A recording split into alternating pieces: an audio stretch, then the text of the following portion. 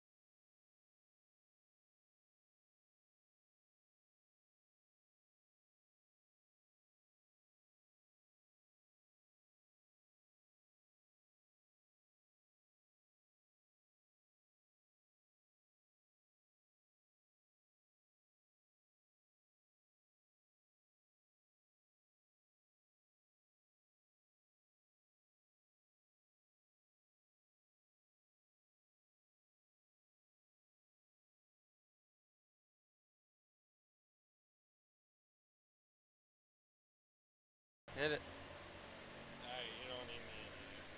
Good afternoon and welcome back to Cold Lake, Alberta, my friends. I'm Tyson Dolynny here for the call of Rink 2 action between the, 3C's Coyotes. And if I flip the page, this might come as a shock to some of you that have already tuned in twice over. The St. Albert Rush as well will finish off their final round robin game here this afternoon on Rink 2. The only team I will see all three times on Rink 2, and I just made mention here of myself. Let me just get this going here. Let's get that off here and get ready to go. And I guess about that dang time, I've started up the live stream a little bit earlier here for you this afternoon. Just try and get everybody in here, get the notifications out, all that.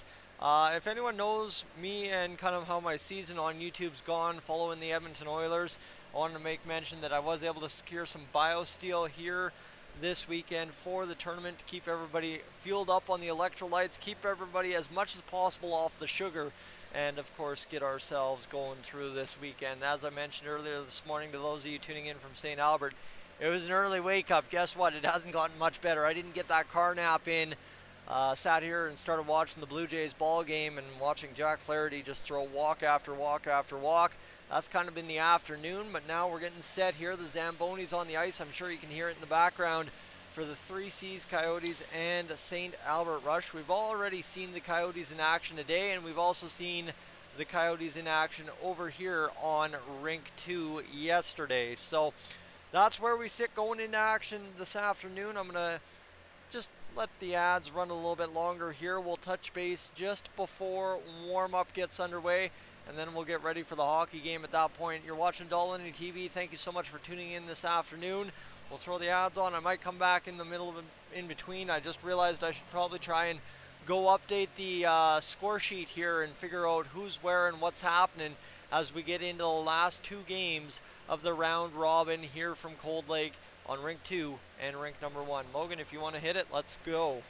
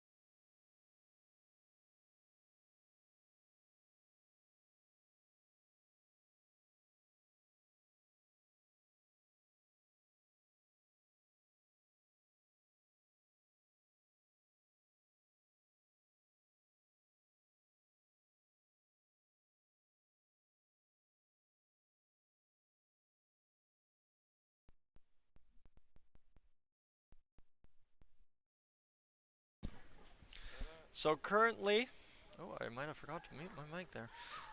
Currently, right now as it stands, friends, just joining you here while we let the ads run.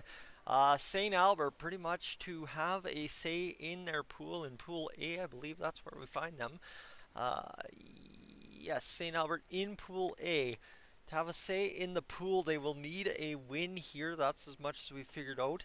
And then some help from the GHC Blaze in terms of losing to get into that Pool A2 position. Obviously, goal differentials, all that comes into factors here. So that's what the look at the standings has done.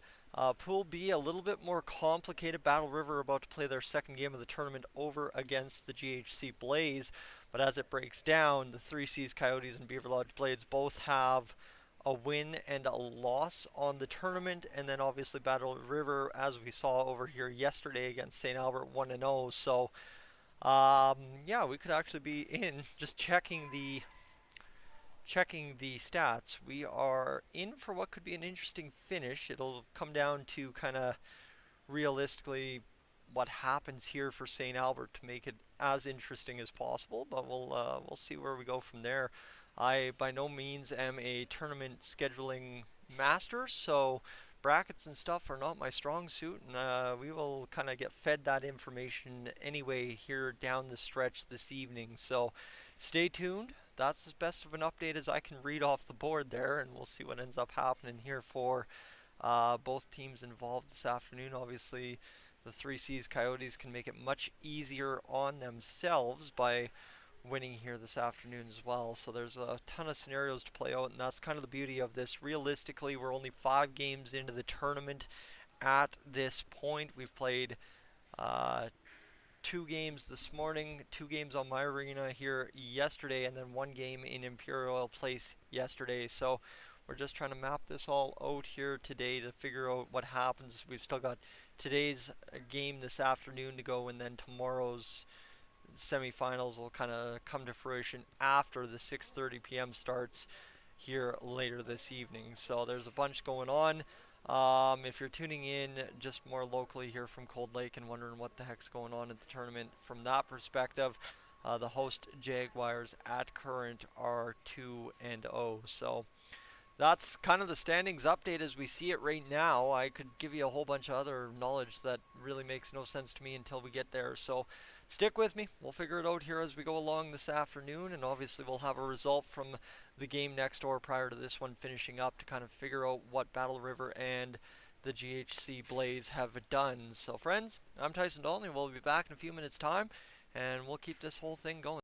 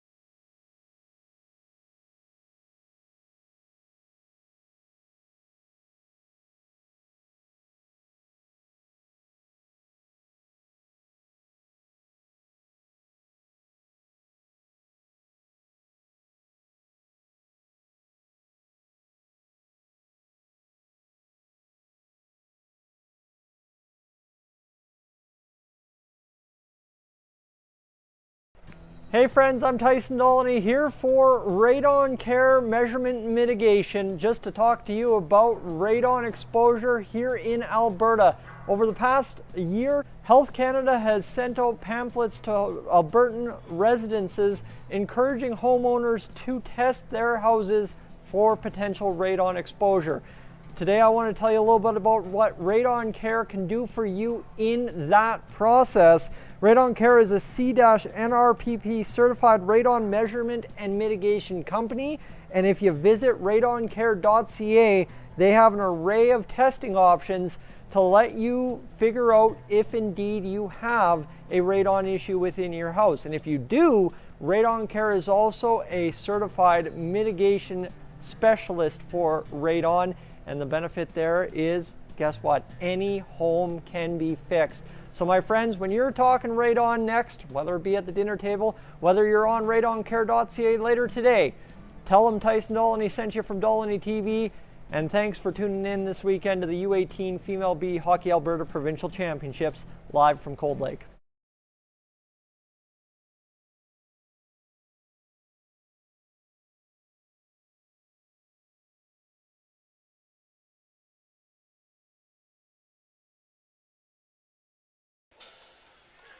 All right, friends, it appears we're having a little bit of internet issues here this afternoon in Rink 2. You want to close your laptop there? I don't know if that's the issue. Try and figure out if we can get back in the green here. It's been a weird afternoon. We've been watching the levels on the stream here not really keep up with standards, so I don't want to say we're going to have to cancel the stream and redo it, but it's looking that way here. It's been rather rough. I can't seem to get a steady Eddie internet connection here, but now all of a sudden we're flying. I'm going to try and hit the settings here and see if we can't bring things down on the stream a little bit, as it looks like I'm locked in there a little bit. And we're going to try and knock this kilobytes per second bit rate down to 1750 for you and see if there's something we can't do to get this knocked down a bit. And there we go, we're back to action. Of course, it's Rink 2, Dolynny TV. I'm Tyson Dolynny as we get set for this afternoon's hockey game. I brought down the bit rate on the stream, so it should be good. Apologies if it's a little bit more pixelated than you've been used to here on the broadcast so far this weekend. That should, though, offset the buffering and get us back in the green, as I would say, on the broadcast here. So we're ready to rock and roll this afternoon. 3C's, St. Albert. And as we were doing the math, in case you weren't watching it earlier in the broadcast, I just kind of came on during the ads. St. Albert playing for their tournament lives here. Not necessarily the case for sure, but a win here would do them a lot of good for finding that second place in Pool A. They would still need some help by the looks of the goal differentials and situations there. But as it is right now, the GHC Blaze about to play their second game. I think they just started over on rink number 1. But as it comes together, the GHC Blaze would have to go 1-1 down the stretch or 0-3. And then the St. Albert Rush have to win here this afternoon. Michelle, welcome back. Thanks for tuning in, and to everybody tuning in from St. Albert for the third game of the schedule here in Rink 2. Really appreciate it, and hopefully at some point this weekend we can get you over to check out Patrick Phillips and rink number 1, maybe for that semifinal if all things come to fruition here. And to those of you tuning in from Consort, Coronation, and Castor this weekend, hey, see, I remembered it. I didn't even have to look at my phone that time. Welcome back to Rink 2. I know it's been a little bit of an absence for you here in the past little bit. Of course, starting things off against those aforementioned GHC Blaze team. And, well, you know, the victory there for the Coyotes, and then a loss this afternoon against the Lakeland Jaguars. I believe the final there was 3-2. So there it is. That's where we're sitting at current. But as we get underway here, it's just warm-ups. We got about 2 minutes and 55 seconds to go in warm-up. My pleasure to have you along, and I think you're about to see the best version of the 3 St. Albert games here this afternoon. Why? Because, of course, it's my third chance at the rosters, and we should be pretty well ready to rock and roll with that this time round. The 3C's Coyotes, of course, if you watched that game earlier yesterday, you would know that the roster is smaller compared to most of the other teams here at this provincial, so a little bit easier on the memory and a little bit easier to do with the numbers being out there a little bit more often. So we'll see how that all culminates in one heck of a game here this afternoon. It's going to be interesting, and we see one of the folks in the arena here rocking a pretty boss camera. I'd like to see that for sure, but it's 2:03 to go in warm-ups. We are just about ready to rock and roll. Tiffany, welcome in. Northern Farm Girl was in here earlier as well. I'm just rolling out the screen names as I see them. Just my pleasure to have you along again this afternoon. I know we've got about 19, 18 of you in here watching along here for warm-ups as we just get things rocking and rolling here from Cold Lake. Just simply to say, I'm trying to make mention of it every stream, so if you've already heard it, my apologies. But I really have to say a big thank you and a big job well done so far to the host committee and the sponsors here in Cold Lake who have made this tournament happen this weekend. It's been absolutely phenomenal to have you all treat us like rock stars here on the broadcast, but also just pull off what has been a fantastic tournament so far from Cold Lake. And I wish the internet would kind of figure itself out a little bit better here, because I want to make sure you're getting the best bird's eye view of the tournament live from Cold Lake as you can back home, because you're missing a heck of a tournament. But I'm glad that you're able to be here in spirit with us, or at least be here via the camera this weekend, because it's been a good one so far, and obviously too it's going to be a good finish down the stretch here. Both teams trying to help their fate out a little bit here with a win this afternoon, and it looks like we will have, just to kind of identify the starting goaltenders again for you, Amelia Stewart will be in net for the St. Albert Rush. She's had a good tournament so far. And in net for the 3C's Coyotes is the right-hand catching Parker Slemp, who had a pretty good game there against the GHC Blaze earlier in this tournament on Rink 2. So that'll be an exciting goaltending matchup. Obviously, every goaltender I've seen so far has been fantastic, and that's something I make mention of every stream so far this tournament. Is I absolutely love the goaltending. It's just fantastic to see these young ladies go out there and give it their all in net every single game, no matter what. I'm not saying the players on the ice aren't doing the same, but I mean, the goalie is always the hardest position throughout any level of hockey, and to see these young ladies go in there and turn in the performances they have last year and this year, I can't help but marvel at it. We are done warm-up. The players will crowd around the benches here, and we will have a moment to get the coaches' messages in, and we will get ready to rock and roll for this one after they crowd around the nets, do their cheer, and we will get to the center ice puck drop here in a matter of moments. The referee and linesman at the bench, or at the timekeeper's box. Are we rocking only one linesman this game? No, the other linesman. If I just open my eyes, that's kind of been the theory this tournament. If I just, before I talk, open my eyes for a brief moment, I would have found him down at the net over there, adjusting things, making things happen. There we go. We got Cam. We got Cam on the linesman, and it's one of those moments where it got real quiet in here again, and I'm just yammering on about nothing. But now St. Albert will head to the net here. Amelia Stewart in the back group of young ladies going into the net area, and they'll crowd around Stewart now to get their cheer off and running. The referees and linesmen will come to the bench to greet the coaching staff of the St. Albert Rush prior to this game. The 3C's Coyotes still gathered around the bench, getting a group photo in with one of the parents. Can you get that one? No, I don't know. There's two. Never mind. We'll get the 3C's Coyotes cheer around the net, but they're going to get things rolling as everybody's huddled in a circle around the, I believe, home net. That would be kind of how the dark colors have been the home, and the light colors have been the away so far. And there you go. St. Albert breaks off, and everybody in support of Amelia Stewart here in net. And there you go. 3C's are going to do it right at the bench. And Cream, yes, this tournament, this is the Provincials tournament, so that's the big thing is we are wrapping up the U18 Female B Hockey Alberta Provincial Championships this weekend here in Cold Lake. The puck at center ice. The referee blows the whistle. Kluss will head off to the left wing. Fedorovic picks up the puck off the face-off, and Kluss pushes it ahead, and he'll get in and off like that.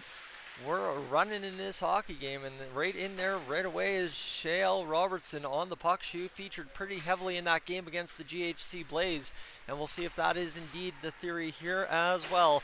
This puck banged off the boards there by the Coyotes, leading ahead. The aforementioned Robertson on the shot, the save, then denial by Amelia Stewart, and she's already into this game, just 28 seconds in with the first save of the hockey game. Now played to the far side, and that'll be picked up there by Cody James, who will lead it into the zone. Can't get it in cleanly enough, and now Robertson will pick it up again, and Robertson will carry across the blue line. A nice dangle there. Shot, scores! Just like that, Shale Robertson cuts the defense, scores blocker side, and will put the Coyotes up 1-0 to start this hockey game. And I'm telling you, it's just based on how everyone's filled the stands here, it's a little bit different of an atmosphere. We got people to the left and the right, nobody right in the dead middle here, so we'll see if that indeed ends up being the thing. And you just saw that replay queued up by Logan a few seconds ago. Beautiful cut to the inside around a defender there by Shale Robinson, and that starts the scoring for us this afternoon. Yellowbird will pick up the puck going into the zone, direct a shot on net on Slemp. She'll make the first save of her hockey game this afternoon. But just to say, it's been one of those tournaments for St. Albert. Their goals have been right on the doorstep, so watch that. If you're tuning in from Consort, Castor, or Coronation, know that you're looking for the St. Albert Rush to get right in that crease area, because every time they've done that so far this tournament, they've either gotten a grade A look or they've gotten a goal out of it. So we'll see if that remains true yet again, as the Coyotes will win the face-off, bang it off the boards, and skating up the ice quickly was number 43, Brandon Wionko, trying to get in on the attack. The Rush slow, turned him back, and there we go. We got the same problem as yesterday. Music running a little bit late into the game. Well, I don't even know if anyone on the ice would mind that. The way these girls have been pumped up all weekend, I think that would almost add to the atmosphere for them on the ice. But this one will be directed back into the Coyotes zone. They'll lead out, and a slap shot from the point. Scores! What a shot from Kaylee Tucker, the long-range clapper, and it is 2-0 for the Coyotes. That was a heck of a shot. Watch this. 2D back, and she just walks across the blue line, winds up, and pounds that puck home. Grade A camera work to capture it, and what a shot from Kaylee Tucker coming across the blue line and absolutely unwinding. She had a couple absolutely unreal slap shots in that game against the Blaze, if memory serves, and she finds the back of the net on that one. Wow. All right, what a start here. Two beautiful goals for the Coyotes. They lead 2-0 just a minute 50 into this hockey game. And we'll have an icing call back in the defensive zone for the Coyotes, as the Rush will look for an offensive zone win. And that will be a win for the Rush, but it comes off a stick and out of the zone, all the way back into the Coyotes zone now, fired in by Jennings. The Coyotes will pick it up around the board, and DeGuer standing tall at the blue line here, waiting for that puck to come to her. She slaps it off of something in front and goes onto a Coyote stick. A nice defensive recovery there will be enough to spell off a chance for Shale Robertson here early on in this first period yet again. But Robertson picks up the puck, battles through, the shot fired wide, but from a dangerous slot chance right there for Cody James of the Coyotes. And now the St. Albert Rush trying to pick this one up off the boards. Whereas Albert tries to find that one, but it hopped past her and goes all the way around to the far side. Now finds Albert, and she's in behind the net. This one will just bounce around there a couple of times. And now James fires another shot wide again. James has been right there in front, fires two shots wide, but getting good looks early on in this one.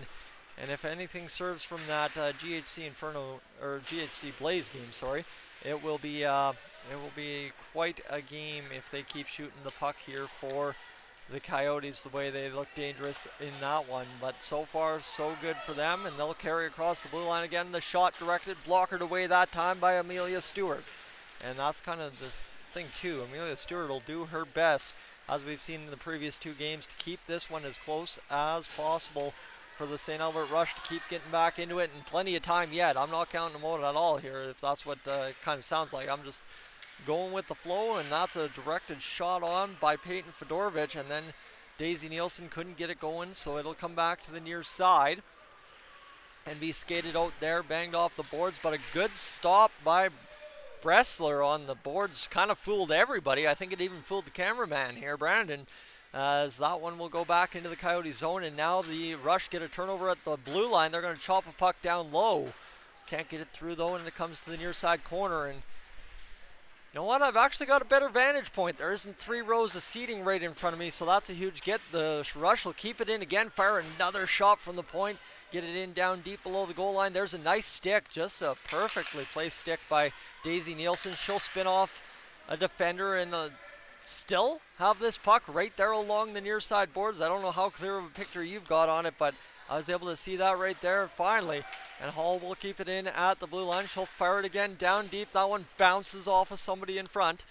This will go for Kluss along the boards, back to the point, and the Rush now pushing here in this middle part of the first 10 minutes of the first period, as this will be picked up though in a backhand opportunity. When a glove save from Amelia Stewart, spearing that one on a dangerous middle of the ice chance right there. And that was a good looking opportunity for Brandon Wianco, who is featured for the Coyotes here a little bit to begin this hockey game. It'll be Shale Robertson taking the face off as a one back, and the Coyotes will look to get this one to the attack, working it there as well as Claire Moore. And like I said, you'll hear a lot more of the same names for the Coyotes. They are playing with, comparatively so to the other teams in the tournament, a smaller bench. And this one will be worked. A shot for Shale Robertson, and through the traffic, she puts it home. And it is 3-0 for the 3C's Coyotes to begin this one. Just 5:05 in. And there it is. You see the point shot. It goes on down. As we'll clear that up again. The point shot goes into traffic.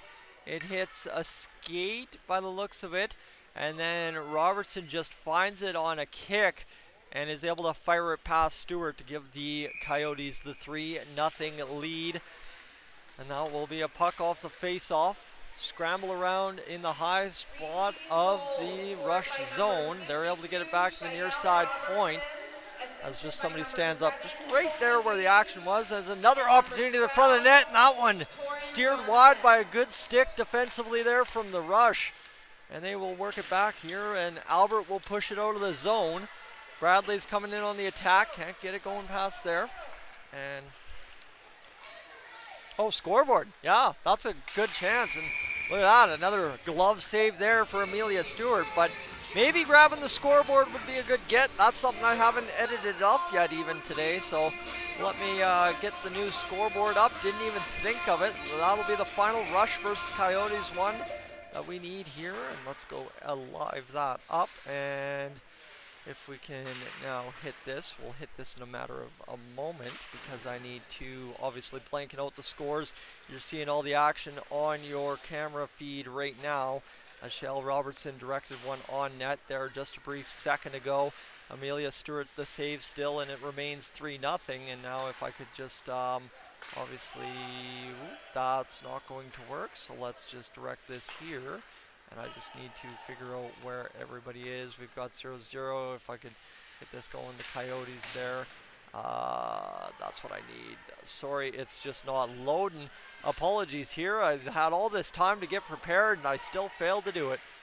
Oh, go figure. 3-0 for the Coyotes here. 13:33 to go in this first period of play. As this will be chopped down by Fedorovich, and she will carry in two behind the Coyotes net. Backhand, can't get through on a good stick there from Shale Robertson. And Bressler will pick up this puck. Now Robertson on the entry there from the Rush. Will pick it up, and then Kluss had a chance to get it in deep, couldn't do it. And now back the other way, the Coyotes come. This James carrying across the blue line. In on net, and another just one-on-one chance there for Amelia Stewart to make a save, and she does, and beats her to the post on the far side as well. That time from Danica Lundy. The shot comes down, hits James's stick. She'll direct it right on. Another whack there from Moore, and now Lundy in the crowd as well. Ties up right in front of the net, and there's Kluss batting it out of the zone, and here's Daisy Nielsen on the pass from Kluss coming up through the zone. This is going down deep, and this will be picked up now by Trista Greenslade, who will come back around and get this over to the number 12, Torrin Johnson. Sorry, first time I've said Torrin Johnson's name today, and I was blanking out there. We're off and running for this afternoon's game. I will mention my apologies for the Wi-Fi issues. Seems like we're having some Wi-Fi issues today, but look at that pass right there from Kluss over to Daisy. Sorry, blanking again. Daisy Nielsen to get that out of the zone. That was a good clear for the Rush. The shot fired there, block in front as well. And now this will come to the near side boards, where the Rush will take a spill, try to get it out, and a shot fired back down low by Torrin Johnson. Now a shot off the boards by the Rush will get it out into the neutral ice. Torrin Johnson there at the middle of the ice, plays it back in on a pass to Lundy into the Rush end. And this one will be now another attempt by Greenslade. Greenslade gets it across the blue line, picked up there though. Number 10, Caitlin, sorry, that's wrong. Alita Moser. And back the other way now, Yellowbird comes into the zone for the Rush. It's quickly taken off her stick, and that'll be Torrin Johnson, who's played a few minutes here consecutively out there for the Coyotes, and she's still got steam in the legs going up the ice. She's going for a skate here, trying to cut to the middle, pass in front, and a stop there by Amelia Stewart. And that one I thought was about to flip up over, and it just kind of stops dead in the crease area, and Stewart able to make yet another save here early on.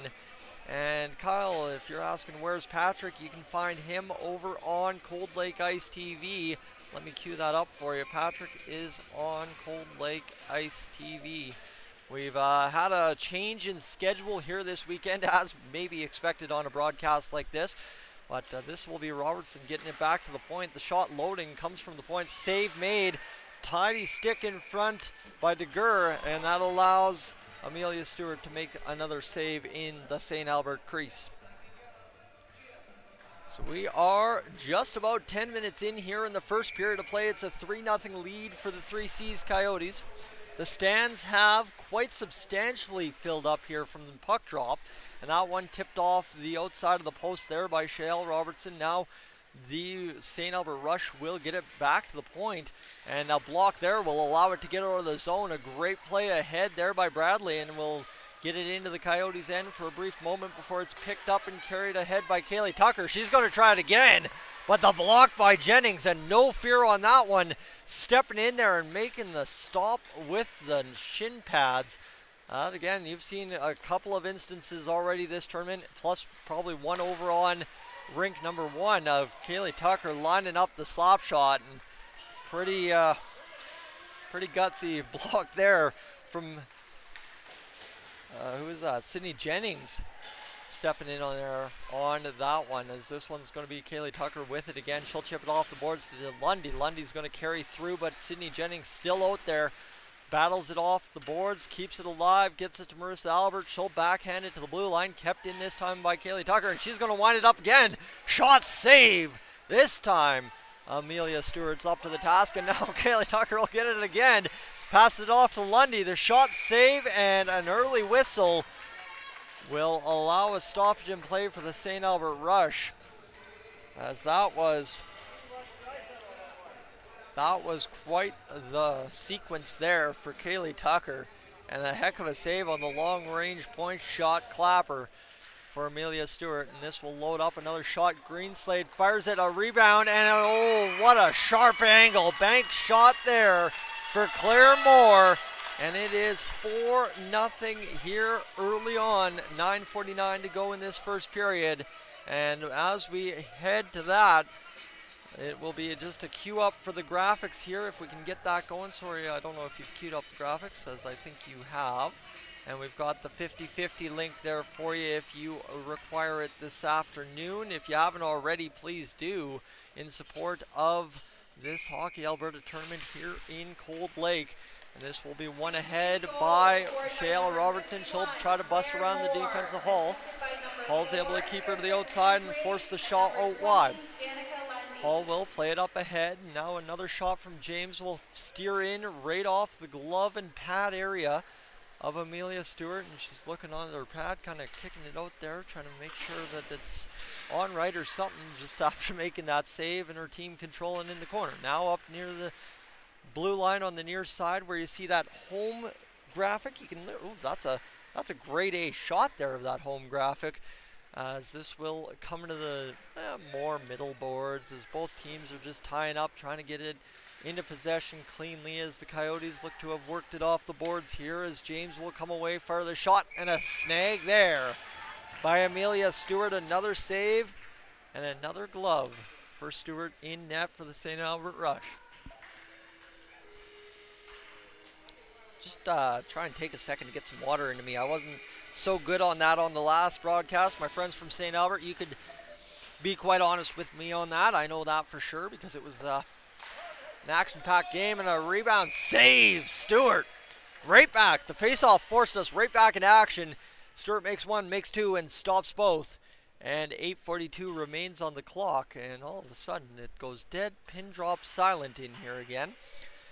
And I missed my crowd from last year. I had, I think it was, I don't know who it was. I think it was the Beaver Lodge crowd from last year sitting right in front of me. That every time I'd make mention of that, they'd turn up to me and laugh and at least make it a little bit noisier in here for me. So as I didn't feel like I was the only one making any noise in the building. And that's kind of the way it goes. Rink 2 is a nice quiet rink. And obviously too, being the only one-sided, it can kind of have that dead lull a little bit. And that's not necessarily a bad thing. A little bit of silence. Hey, you know what? At least then I can hear myself and hear either how tired I am or how rough the voice is sounding. As the Coyotes will work this one around in the zone. Cut off there by Russell. She'll look to work it out to the blue line. Does, but not out. And then almost a bobble there from Kaylee Tucker. Allowed it to escape the zone, but still onside. And now Kaylee Tucker will come up with this puck at the blue line. She'll load up. And you know exactly what she's looking to do here. The slap shot again. Another big block, then the rebound opportunity off the block. Kaylee Tucker fires it up high over the glove side. Amelia Stewart immediately on to the next opportunity. I think that's pretty much going to be what you're going to see all game from Kaylee Tucker at this point. If she's tried it this many times in the first period, she'll be looking to pound those pucks on net all game long. Welcome to the Hockey And we are going to have the announcement here.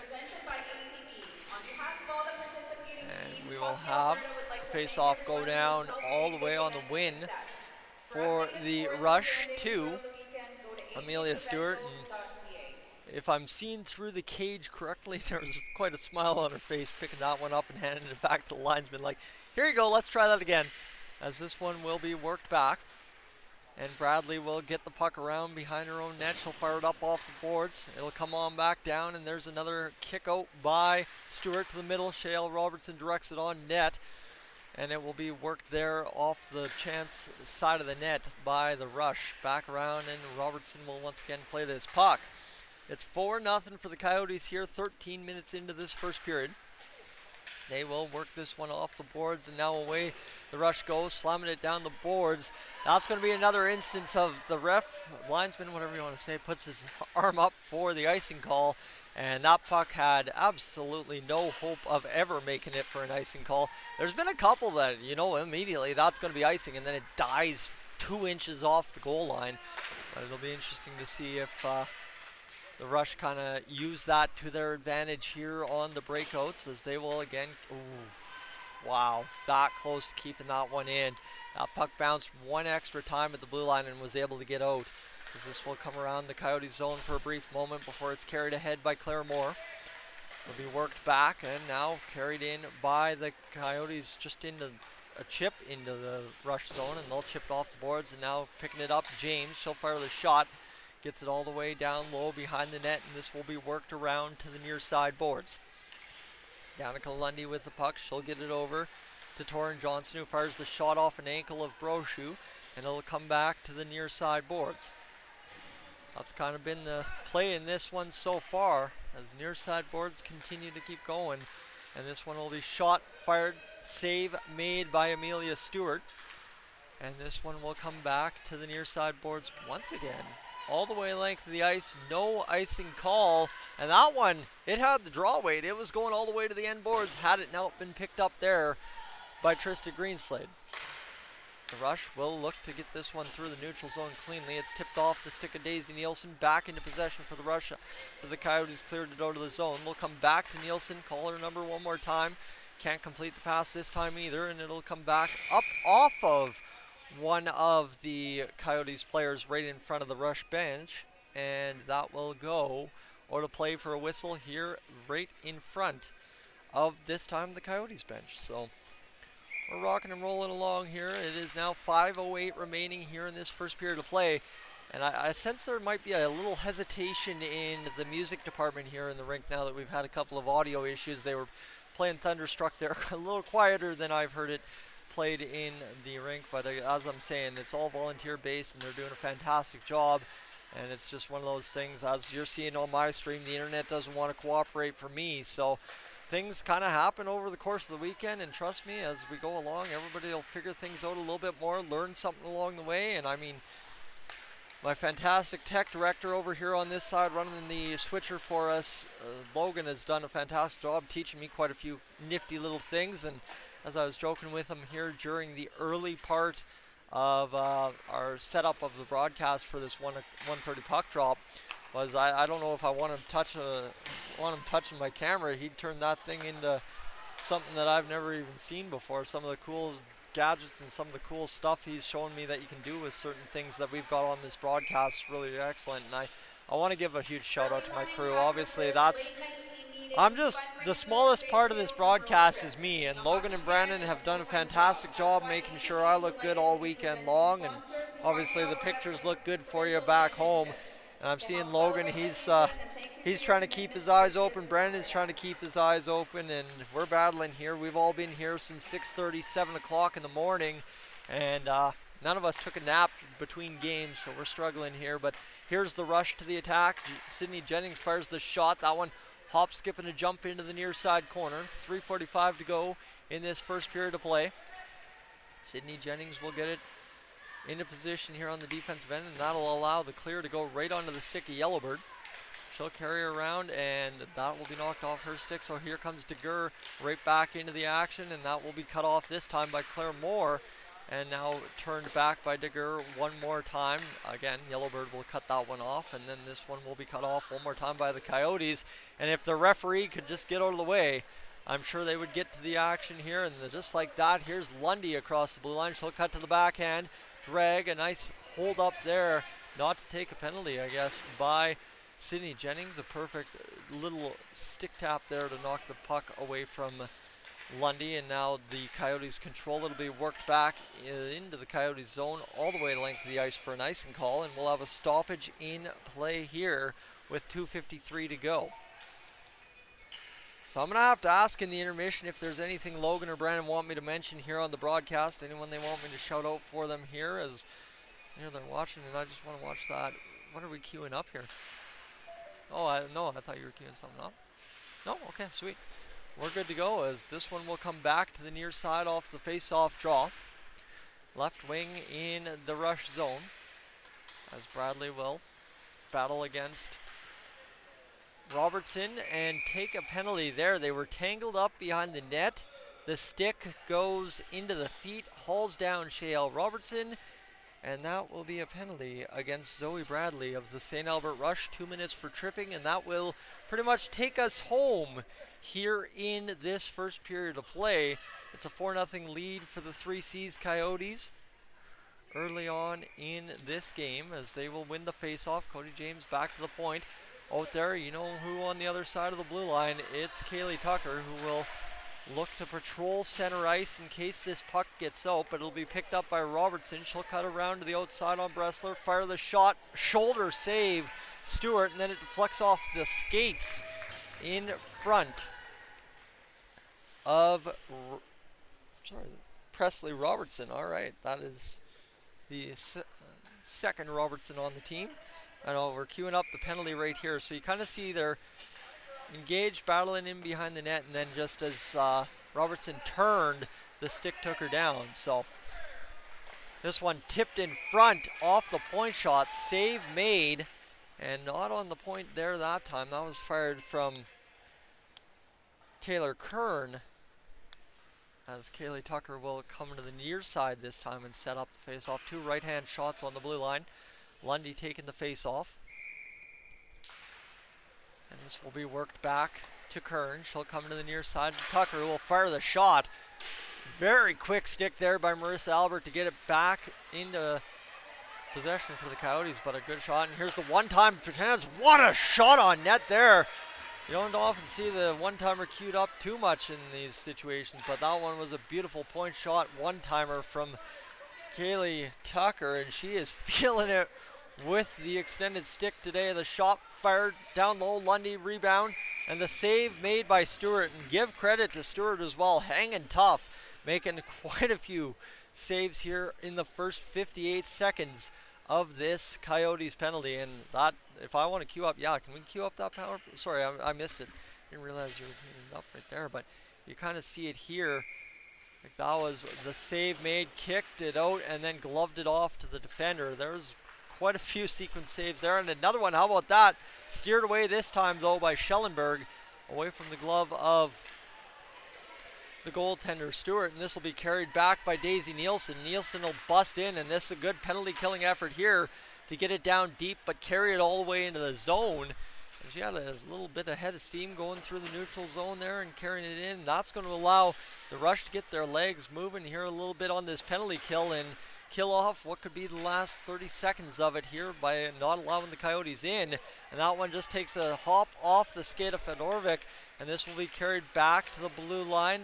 Carried out there to Torrin Johnson. Johnson will play across, and Greenslade has it as it'll hop off the backhand of Robertson in front and played back to the far side where Cody James has it for a brief moment. Parker Robertson plays it, and she'll skate back against Kluss. Three supporting players back against Kluss Rush. There's a couple of players now in the middle for the St. Albert Rush. We've got 23 seconds to go. We're back to 5-on-5, by the way. I've been terrible for telling you that this tournament so far, but thank you for hanging tough with me. I think you can figure by counting the players on the ice, unlike I was able to do this morning, as this one finds its way to the far side boards. 9 seconds to go. Shot fired down low, and that will do it as Torrin Johnson picks up the puck to end this first period of play.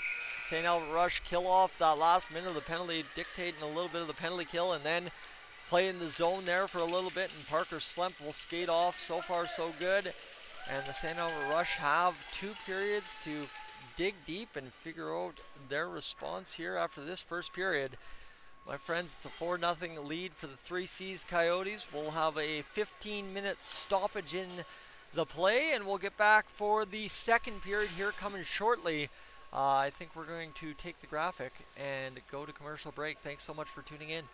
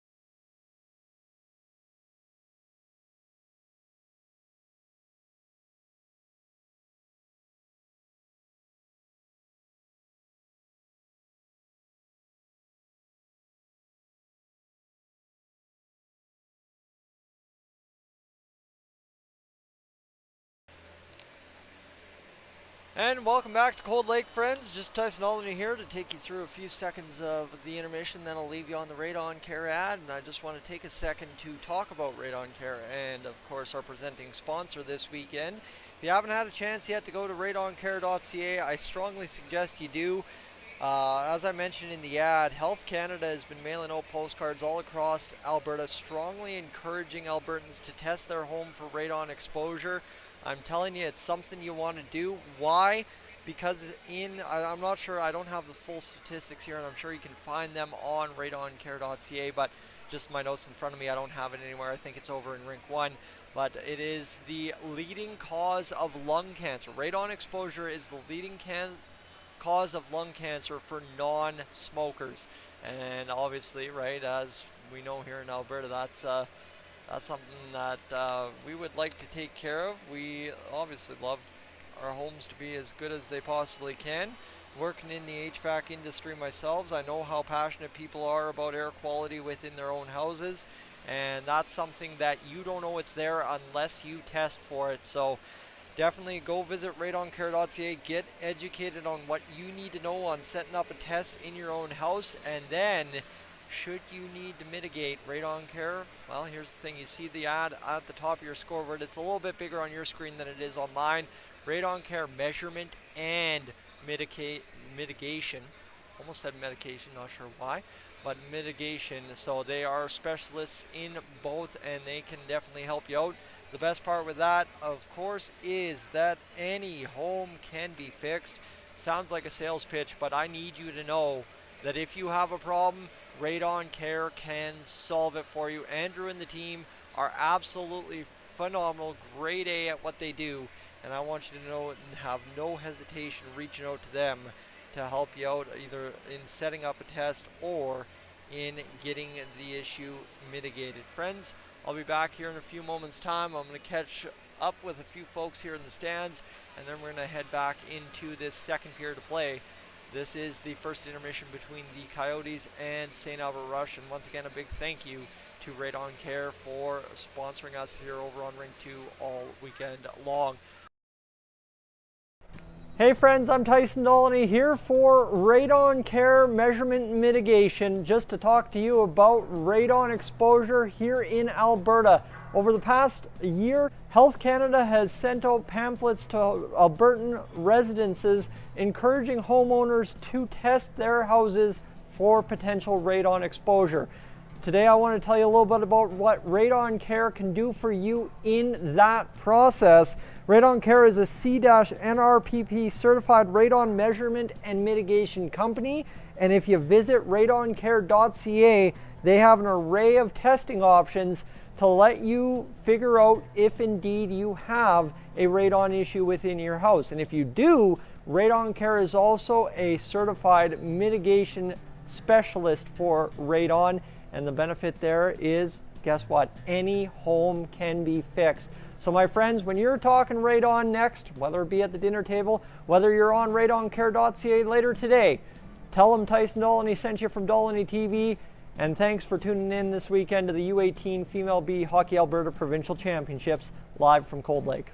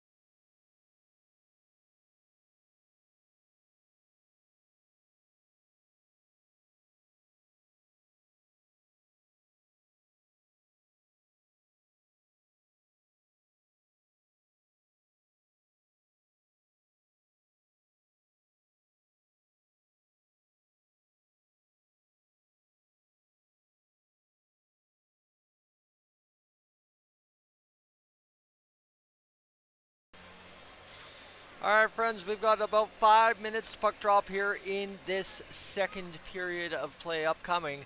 The Zamboni just about it looks like they are finished with the ice, so we could maybe be starting a little bit early, and that might not be the worst thing in the world here, honestly, on a Saturday when, like I said, didn't get an opportunity to take a nap between games, so might go sneak out, turn on the heat in the car, heated seat, and have a quick 15-20 minute shut-eye, as that would be a really good call here as we get set for a late game this evening. Here's the craziest part about this schedule.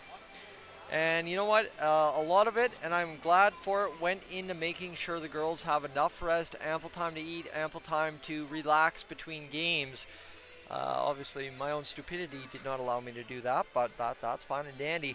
You look at the schedule here on Saturday, there's 3 games on each rink, starting at 8 o'clock in the morning. If you didn't tune into the first St. Albert game this morning, it started at 8 o'clock, and then we will finish up 8 o'clock in the morning, by the way, and we will finish up starting at 6:30 and ending at 9 o'clock tonight. So that is, quite honestly, a 12, depending on how you shuffle the deck here and how the games start and finish, right? We didn't start till 8:15 on this side, but we will probably finish closer to 9. So 12 to 13 hour day at the rink.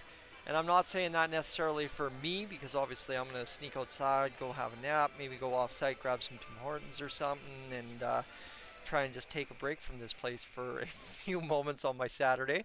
But just an idea there on my part. But just for the folks that are organizing this tournament, the host committee, the referees, the linesmen, everybody involved in the production of this tournament here this weekend for the U18 Female B Hockey Alberta Provincial Championships, well, guess what? They are in for as long, if not longer of a day than I am. And that's where, again, I mentioned it right off the top of the stream, I am just so thankful, so grateful that they have gone through all this hard work and put on a ton of awesomeness for us, because you think about the stuff that goes into this weekend, right? I just laid it out for you right there. I'm working a 13-hour day, technically speaking, on the broadcast, but unfortunately, my couple of hours this week does not even begin to explain the amount of hours, well, even the girls have put into the broadcast this weekend. And that's the beautiful part of all this is girls on the ice have worked very hard for many months this year to put this together, face off for a minimum of 3 games in this tournament. And then while the referees, everybody else involved on the on-ice stuff have put in months of work, if not years of work. And, well, guess what, too? The tournament organizers, the volunteers that make this whole thing happen, the city of Cold Lake obviously putting in some long hours, allowing us to go from start to finish today. The Energy Center, when I walked in here at 6:25 this morning, wasn't even technically open. I snuck in the back door with one of the operators, so that's kind of how these tournaments work, is it takes an absolute tremendous amount of hours to make things like this happen, and just to be a small part of the success and the fun of it all is just absolutely something I am so grateful for. So you see photos, videos, whatever you want to say, still images, it seems. There is motion on the screen, but the crew for the St. Albert Rush standing at center ice waiting for the 3C's Coyotes to hit the ice. We have got everybody back seated, ready to go. Everybody that was standing up against the back wall is now moving up to the railing, and we are ready to rock and roll. Michael and Taylor, I didn't catch you during the intermission, but good afternoon and welcome into Cold Lake. You're going to see a little bit of buffering here this game. For some reason, the internet's been a real big issue here in Cold Lake.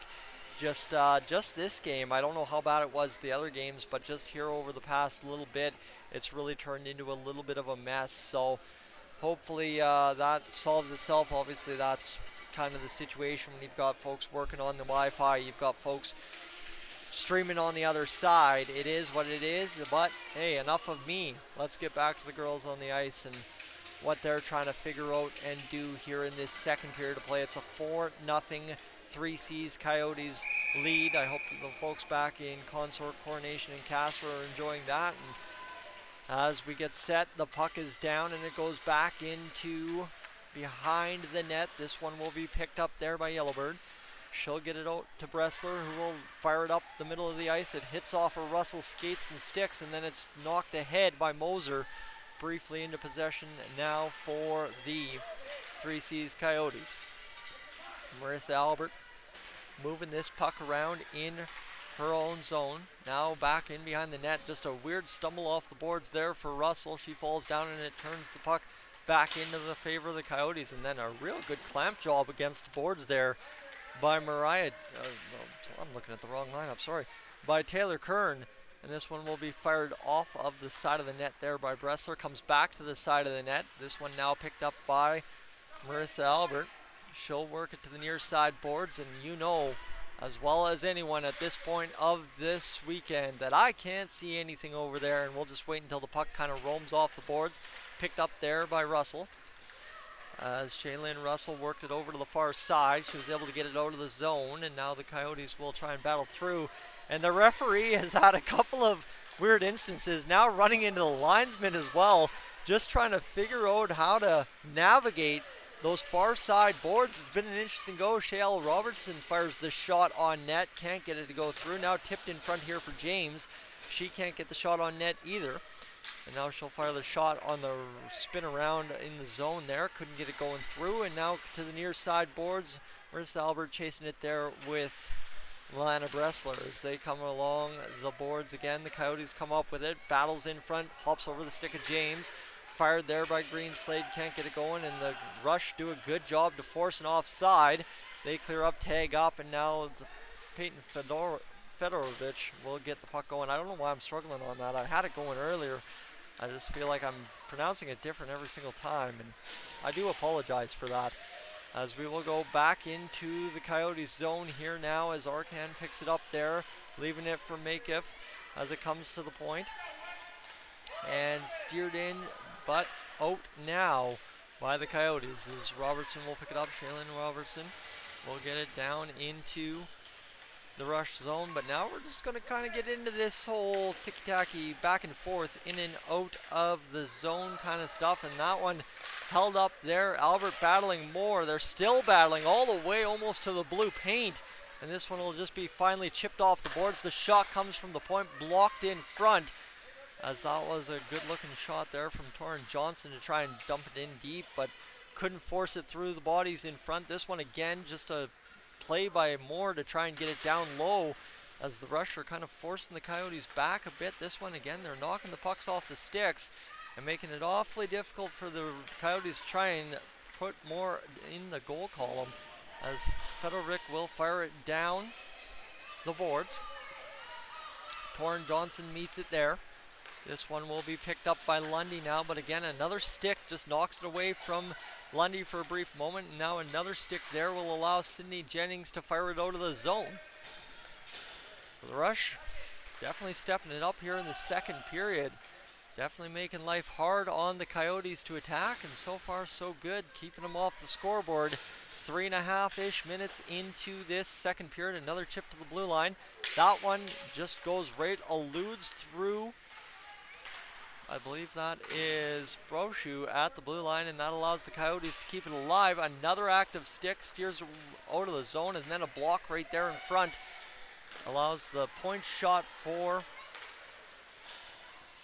Taylor Kern. That seems to have stung one of the players in front. And the St. Albert Rush were down a player in their own zone for a time being until the reinforcement could get back from the bench after the player went off, kind of shook up. And this one will be batted out and back into the neutral zone. Nice play there, and that'll free up the Rush for a brief moment before it just bobbles over a stick, and they will dump it in down deep into the Coyotes line. Kaylee Tucker picks it up. Cody James will pick up the puck now off of the pass from Tucker and go back the other way. Now James across the blue line. She'll get in on the attack. Go swooping in behind the net. That one stolen off the stick. And the Rush will try and battle this one here back out of the zone. James, though, picks it up off the boards. Comes back in front. Robertson fires the puck. Stewart didn't know where it was. And it just kind of was sitting right there. I thought I could see the puck, and then finally somebody played it, and it was indeed just sitting right off, about 2 inches off her pad, right in the blue paint. And she had a good form to fool me for a second that puck was not loose, but I thought I could see it.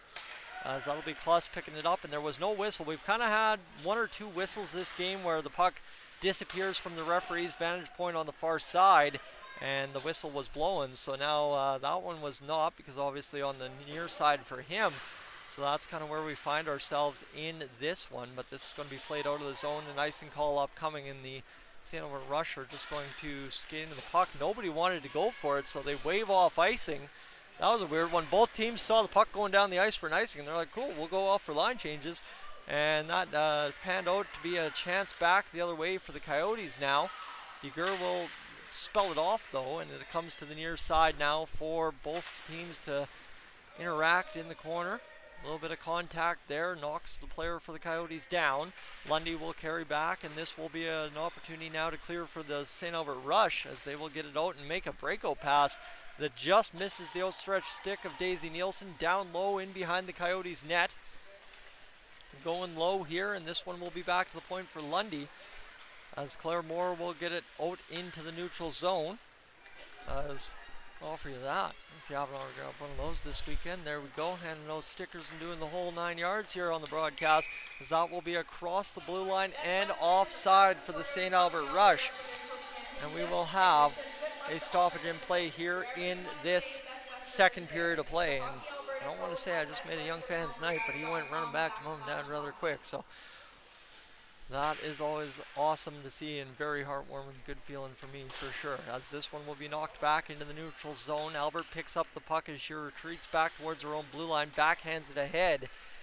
And this one has been a much different first 7 minutes in this second period as opposed to that first period there for the St. Albert Rush, and that's kind of been the story. Yes, they've allowed some goals this tournament, but that many all at once, kind of unusual so far through the 2 games I've watched earlier this tournament. And right there, just like that, Amelia Stewart picks it up and makes the save and stops the puck. So that, I think, is large part. The Rush have made it very difficult so far in the first 7 minutes for the Coyotes in their own zone. So that's a huge get. A different game, different style here to start this second period. And the clock running right off the face-off. We're back to action. Bressler will drop it back behind the net. That one a rebound, or not a rebound, just a redirection off the back of the net. Allowed a backhand opportunity for the Coyotes.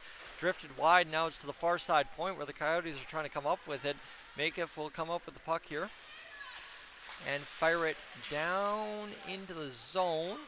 Nope, that one actually took a direction, and Arcan comes up with the puck. A strong stick there from Greenslade, able to free it up off the stick of Arcan, and it comes to the near side boards now. This one will be worked out of the zone by the Coyotes back into the Rush end. And here is Parker Robinson coming up with the puck for a brief moment. Now Lundy will pick it up here. She'll be knocked down, and Parker Robertson fires the shot. And there you go, Amelia Stewart makes the save. We've got a body contact minor coming up. For those of you back home that watch enough of this all throughout the year, that one was about as obvious to you as it was to me, as you saw the arm go up almost instantly on that one. There's been a couple of penalties in this tournament where the referee takes a delayed 3/4 of a second to throw up the arm, but that one was up pretty quick. And that will be a man advantage for the 3C's Coyotes, up 4-0 here with 8 minutes gone in the second period. How's it going, Logan? Nope, I'm good. Well, if they're going to take time to drop this puck, we might as well. We're going to show this one right here. This penalty right here is, it's just right there. That one coming through into the puck and knocking it down. And I don't know what we've got going on here. We've got the minor. There's kind of one of those there penalties where, you know, it kind of happened. Like I said, referee's arm went up immediately. It will be a power play for double minor? No, that's what they're trying to figure out. So again, we've had score clock issues here in Rink 2, and I am convinced there is no operator error because we've seen 3 different crews go through there this tournament so far. Just seeming like there might be a little bit of a bug in the scoreboard system down there in the Rink 2 timekeeper's box. There is only one player in the box for the St. Albert Rush, but if you catch a glimpse of the scoreboard, I don't know if the frame rates will allow you to, but there are 2 penalties up on the board, both for the same time. That would indicate a 5-on-3 for the Coyotes, but it is indeed only a 5-on-4, so just in case you see the scoreboard over the next minute 14, just be aware of that. Coyotes, though, chasing back in their own zone. The St. Albert Rush still trying to kill off this penalty. They'll fire it back in. Good defensive stick there by Schellenberg, and she will immediately head to the bench. You saw that literally turn and burn to the bench after dumping that puck in, and Deger gets out on the boards in support. Coyotes across the blue line. They'll work in here, and Shale Robertson will get across the blue line. This one worked in down low into the zone by Cody James. She'll carry back around, and that will be out there Shelby Unger, who will direct it right onto the pad of Amelia Stewart. And we've got 34 seconds remaining in this penalty, and there's good astute camera work. That is, we can actually hear ourselves thinking here today, so the music a little bit lesser. That's, you can feel yourself think today. Oof, that's where we're at this afternoon. The shot fired off the face-off by the Coyotes. Chipped to the near side blue line, kept in there by Greenslade last second. We got 26 seconds to go in this power play for the Coyotes. A good whack at the puck and a healthy spill for it. For the efforts was Lundy, and she'll work. That was a beauty of a kick to get it out of the zone by Daisy Nielsen, and I mean, I've been impressed by her effort all tournament, but that was one of the slicker plays I think I've seen made this game. Just a perfect soccer kick out of the zone, and that's allowed the Rush to kill the rest of this penalty. And now a miscommunication in the neutral zone is going to allow the Rush to get going back the other way. Here's DeGur, fires the puck, fanning on the shot, but still getting it on the pads. And a dangerous chance there on Slemp for the St. Albert Rush. And that gets a huge cheer out of the crowd in favor of the yellow and blue jerseys this afternoon, as that was a great effort. And we'll cue that up. Can we cue that up one more time? I know we just rewatched it, but here's... That is the original, sorry, that's the original Shale Robertson goal. Yeah, I don't know what keeps happening to you. That's annoying. But there's DeGur skating around and firing the shot, but just off the end of the blade. But still, nonetheless, a great effort there to cut and get close to the net for that quality shot. Here's Shale Robertson, who you just saw in that replay, scoring that goal a while ago now in this game. She'll get back in behind the net, carry around, fire the shot, blocked in front by Bressler. We've got 9:08 to go in this second period of play. This one's zipping along here. The shot, save made. Stewart can't control the rebound. And it'll be worked around the zone a little bit more by the Coyotes. Parker Robertson fires it in front. It goes wide of everybody off the stick of Bressler. To the far side, Brochu trying to meet it there for the Rush. Kept in by Kaylee Tucker. And a little pushing and shoving there as the puck comes off the boards and over to the zone. So everybody getting engaged in this one, and obviously it's a 4-0 game. St. Albert knows what this one means to them, and they've come out with a much better effort here in this second period, keeping the Coyotes off the board so far in this second period. Friends, I'm going to take a second as we go down the ice for that icing call to grab another water, and we'll get right back to action here in a moment, live from Cold Lake.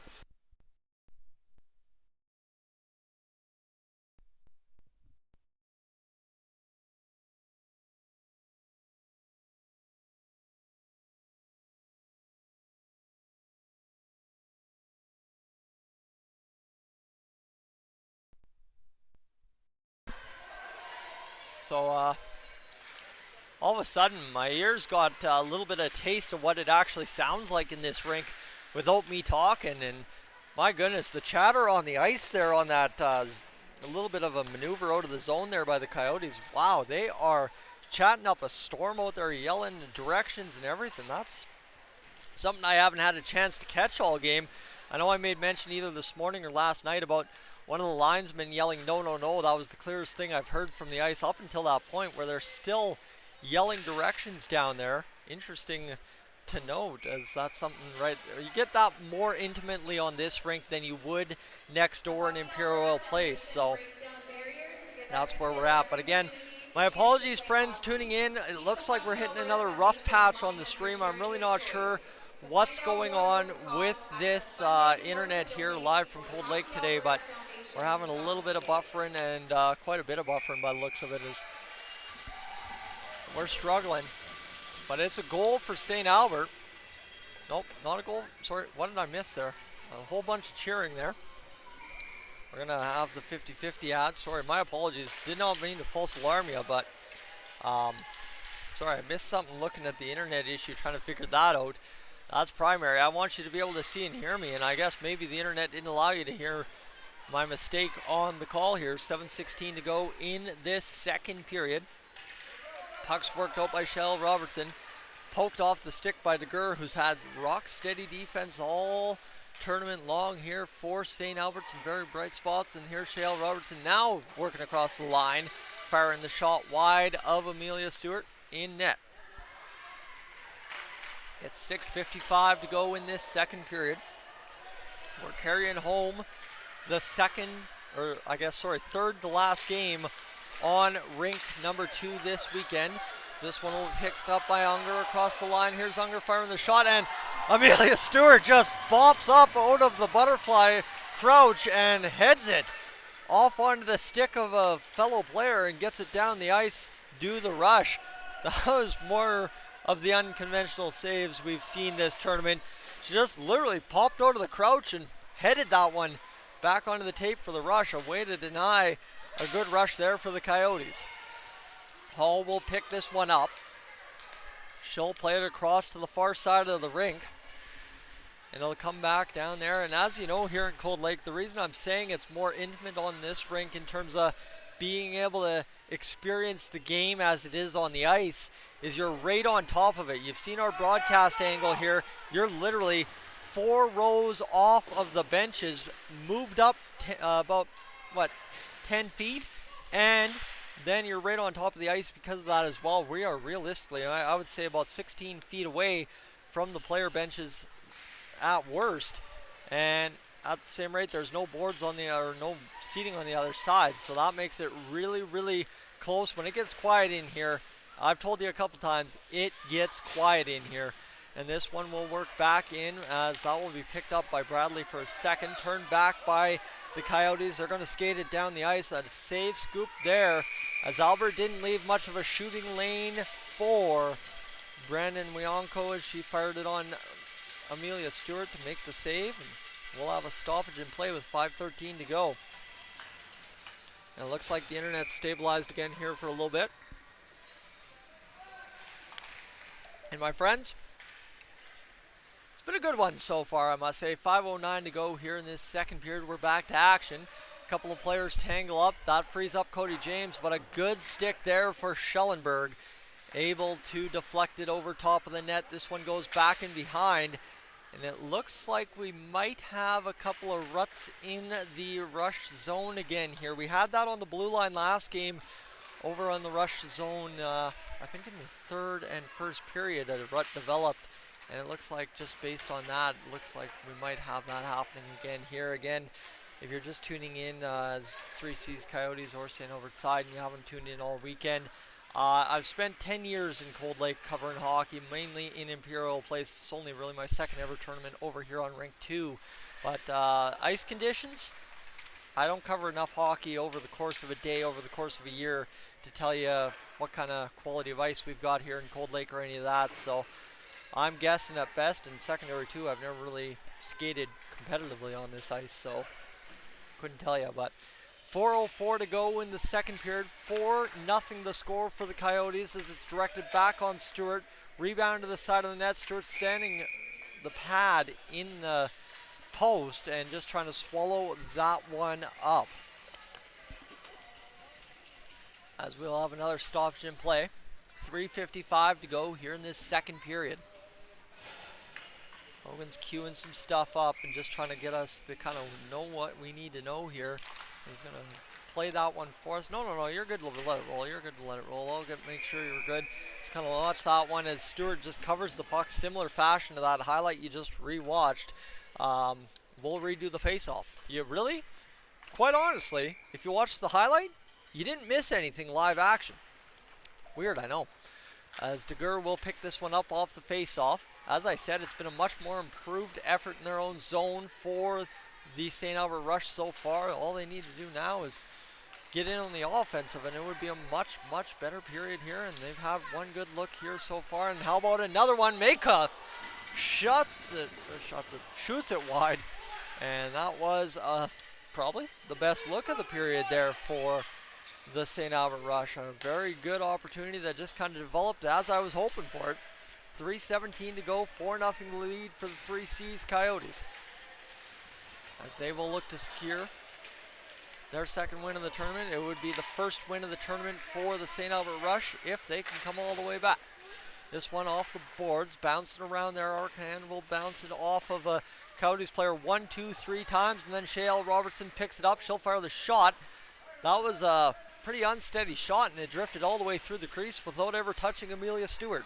In behind the net now to DeGuerre, who will pick it up for the Rush. 2:43 to go here as it's chopped right there. Both these teams played the early morning game, so I mean, tired legs on both sides, and right now St. Albert just trying to hold on and get something going to begin their goal scoring in this game, but the Coyotes not giving them much defensively or offensively here in their own zone. As this one will be worked back the length of the ice, 2:17 to go. As Hall will play it up the boards. Cody James fires the shot. It hits Parker Robertson in front. She felt it but didn't know where it ended up. And that allows the Rush to clear it down the length of the ice. Slump with the glove up, indicating what the linesman was also indicating. That is an icing call. I hope you've been enjoying the broadcast here from Cold Lake. I'm Tyson Dolynny. If you've just tuned in here over the past 5-10 minutes, my pleasure to have the call of Rink 2 here live. I'm working with my crew, Logan and Brandon. Brandon's on camera. Logan's the tech director this afternoon, doing the replays, doing all the graphics for you that you see live, other than the scoreboard. And you know what? Most of the time he is doing the scoreboard as well, keeping me in check and making sure I'm doing my job here. I've only got 2 basic jobs. Say words, which if you ever meet me in real life, I love to say words. And secondary to that, make sure I do the scoreboard for you all back at home, because at the end of the day, I chose to have control over the scoreboard just simply so as we could get off and running with yesterday's games. And you know what, I appreciate my team making sure I'm updating it for you, because that's the most important thing you need to know back at home. The shot fired there from Lundy as she just worked her way through the St. Albert Rush, and the save made by the last line of defense in net there, Amelia Stewart.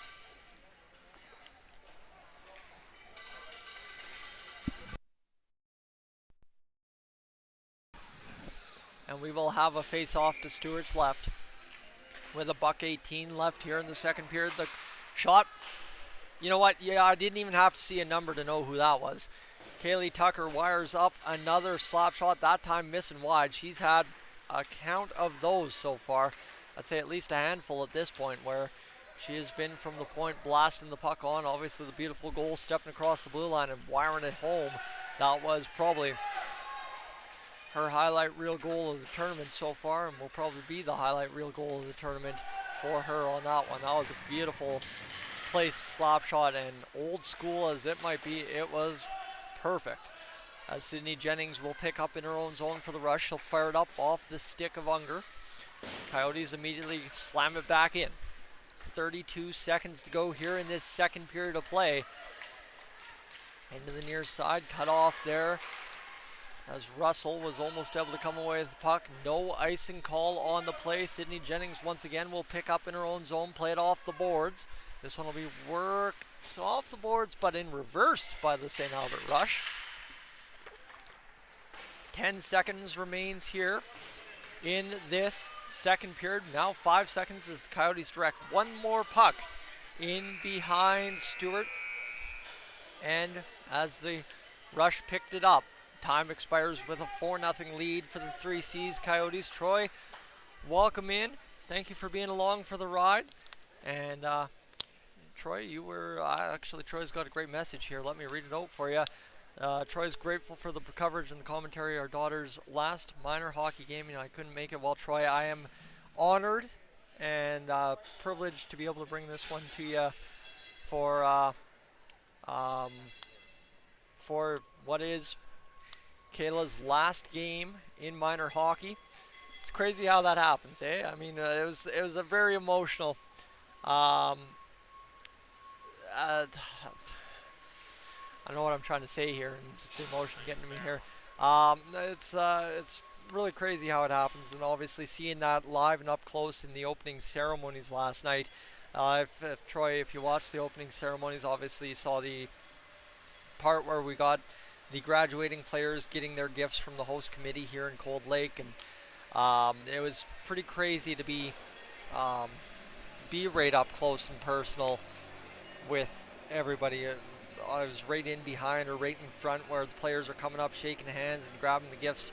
And I think not to show any bias or anything, but going up close and personal with the Lakeland Jaguars graduating players and their moms that handed them the gifts, and seeing the tears in the eyes and the hugs and everything. It was, I mean, I was teary eyed sitting there watching it. So that's the toughest part of it. And I've been through that kind of thing before a couple times myself, having broadcast junior B hockey. You kind of go for a ride with a hockey team, you go for a ride with some of those players for an entire career. I mean, anyone that knows kind of how my career path through the junior B ranks here in the NAJBHL up in northeastern Alberta went, I rode through with a couple of players that were just youngsters when I hit the NAJBHL in 2012. And there's a great photo that I got exactly this day last 6 years ago, sorry now, with a couple of them as they aged out of the NAJBHL, and so all of us kind of going on that ride together. As yeah, I was doing the broadcasting, they were playing the hockey, but even spending 4 years and seeing that all happen, it's crazy. But Troy, just to make mention of it there for Kayla and you, and I know there's many graduating players this year in this tournament, but I guess to wrap up, even from my own personal experience, I can't imagine as a father in this tournament how how crazy and surreal it is to see happen live in front of your own eyes. And like I said, it's my honor to bring it to you live from Cold Lake this weekend. We got they haven't started running the clock for the intermission now. They've re-updated it to 13 minutes. I'm gonna step aside, take a bathroom break, and obviously go get some more water and food and stuff, and we'll get back to action here in the third period. Thanks for being along for the ride, friends. Sorry for that tangent there, but Troy, I really appreciate that comment. And we'll get rocking and rolling here for the third period in this one coming up shortly.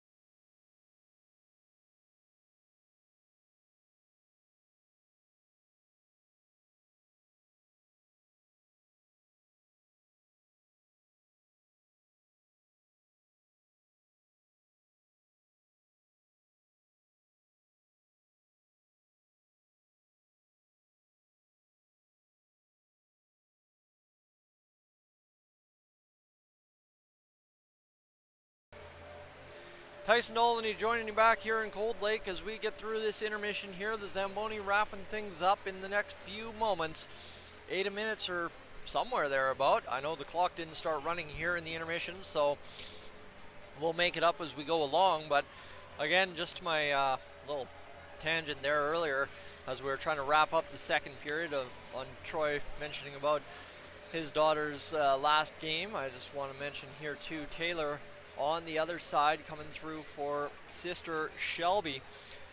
Can't make it out and was upset because Shelby is also a graduating player from the U18s this year, and Taylor wanted to catch her play, but grateful to be watching back from home. Like I said, I am honored to be bringing this to you back home, friends. It's something that was really dang special to me last year, and again, just to kind of go on that tangent again about thanking the host committee and everybody involved in making this happen, the sponsors, everybody that plays a part in making something like this happen in Cold Lake. I pushed hard for this. I wanted this.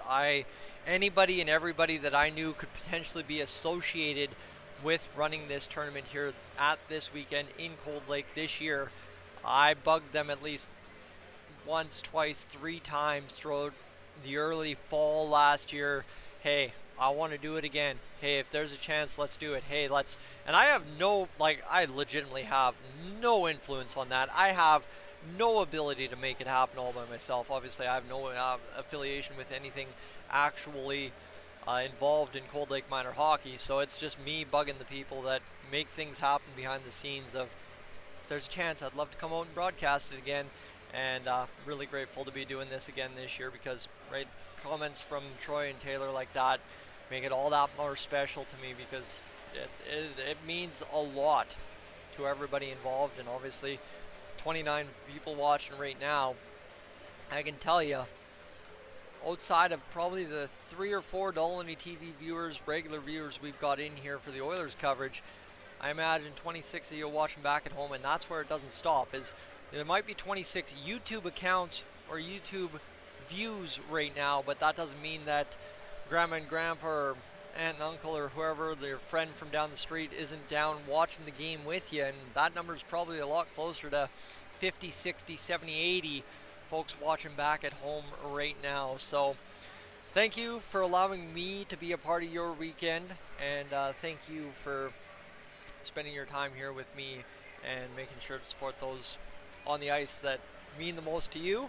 I just want to get over to the tiebreaker scenarios here for a moment. There is a 4-0 last we checked game on the ice next door at Imperial Oil Arena, and what that means is GHC is down 4-0 to Battle River right now. That would put them at 0-2. If this one finishes up for St. Albert 0-3, if I've got the hold on, I'm just trying to map this one out. Yeah, if both teams, the Blaze and the St. Albert Rush, finish 0-3, I just want to go over the breakouts here, and not saying that either team will definitively. What I'm saying is that is the most likely scenario in need for a tiebreaker based on how it looks currently. And that is just kind of mapping down how these procedures work out, and I think just doing it right now to get it over in my head wouldn't be a bad idea. Just to give you an idea. So I think what it goes to here, obviously A does not apply. We're going all the way down to C, I think.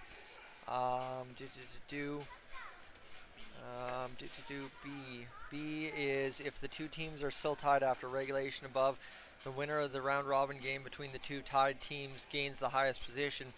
Well, guess what? That won't happen because it is crossover play for this pool play here. It is a pool of Lakeland, GHC, and St. Albert in this pool A that we're trying to figure out the tiebreakers for. So just go over all of this and figure out how it would map out. It then goes to if the 2 teams are still tied after A and B above, the winner of the round robin game between the 2 tied teams gains the highest position. We've covered that. If the 2 teams are still tied after A and B have applied, then the team with the best goals average gains the highest position. The goal average of a team is to be determined in the following manner. So here's where this really comes down to the nitty-gritty, is GHC down 4-0 to the Battle River Knights. They've lost 2-0 already this tournament to the 3C's Coyotes. So at current, should St. Albert fall and GHC is unable to score, I believe it would be 3 goals, St. Albert would more than likely hold the tiebreaker for the time being. We have the GHC's final game here on Rink 2 later this afternoon. Now I'm hoping maybe somebody from the host committee is listening right now and can come over to Rink 2 and fully explain this to me to make sure I'm not telling you a bunch of nonsense. But that said, there's a bunch of interesting stuff here and a tall task standing in front of St. Albert. Obviously they had a very good defensive period there, keeping the Coyotes off the board in the second and looking potentially for some big time offense here to really help secure their future down the stretch. So every goal St. Albert scores here in this third period, whether it complete the comeback over top of the 3C's Coyotes or whether it make things interesting here down the stretch, it matters a lot to what happens going into the math for the semifinals on Sunday.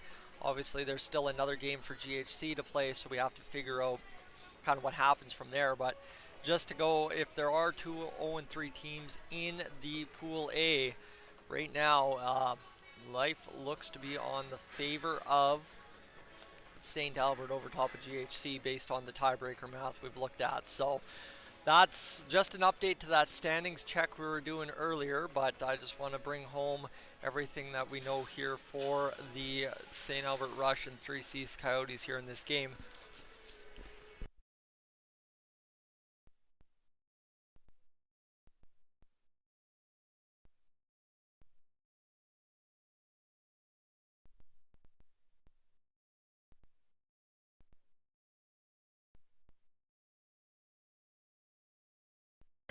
So it's 4-0 for the 3C's Coyotes after 2 periods of play. We are just winding down the last moments of this intermission.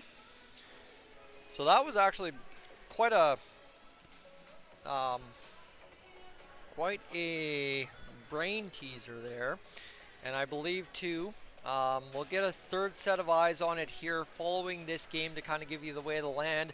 Logan will read through things here over the course of the next few minutes, just kind of figuring out these whole scenarios here if you can for me. So Logan's our tech director, but he is the man with the most time on his hands between stoppages and play. So unless of course I'm bugging him to queue up a replay that he already queued up for you back home. So we'll try and not mess that one up too many more times this third period. We are about to wrap things up here for game number 2 of the day. We got 20 minutes standing between us and the final buzzer. And Amelia Stewart skates over to her crease on the left-hand side of your screen. In net on the right-hand side, Parker Slemp, and we are down. Puck is dropped, and the Rush will tie it up. Like I said, realistically, the biggest thing here for the Rush, if they want to keep playing this weekend, is score goals, score goals, score goals. And obviously, too, for the 3C's Coyotes, they are looking to secure their second win of the tournament. As mentioned, they did defeat the GHC Inferno 2-0. So in a 6-team tournament, it's kind of funny how this all plays together, how one interaction here determines the other interaction over there. And right now, at current, the 3C's Coyotes have helped out the St. Albert Rush for the time being. There's still plenty of time in the other game remaining there. Still plenty of time over here as well for everything to change. And GHC still got a game remaining. So there's a bunch of possibilities yet. Just kind of briefing you for what we're going to have to go over down the stretch in this tournament heading into Sunday morning. I was going to say Saturday night. I guess that's true too. But a chance in front there for the Coyotes. Stopped on the shot was Shale Robertson. A big save for Amelia Stewart to start off this first 57 seconds of the third period, my friends. Glad to have you aboard. The 3C's Coyotes, Consort, Castor, and Coronation, and of course the St. Albert Rush here in this third period as we are live from rink number 2. I'm hoping I don't curse it, but hopefully the internet stays nice and tidy for us here the rest of the way home, and we can rock and roll what will be an exciting finish down the stretch here. As this one will get into possession for the Coyotes as we fully settle into this third period now. Yellowbird will go for a skate with it for a brief moment before it's knocked away off her stick, and now into possession for Kaylee Tucker, who, do I need to say it? Oh, she'll pass that puck off. I thought she was going to try and wheel and deal and get across the blue line for another slap shot. It's been quite a gem to see that slap shot from Kaylee Tucker this weekend, and so far in this game, I mean, she's had an absolute couple of blasts just stepping over the blue line and letting it rip. 18-10 to go in the third period of play. The Coyotes will force this across the line, and the Rush will be able to get it back out as Russell will clamp it in here. I don't have my player name book right now as it's got the tiebreaker scenarios, so Logan's going over that, trying to figure it all out for us, so we'll try and map that all out here in a matter of moments. The backhand pass, it's actually going to be misdirected away from Schellenberg. Robertson scores!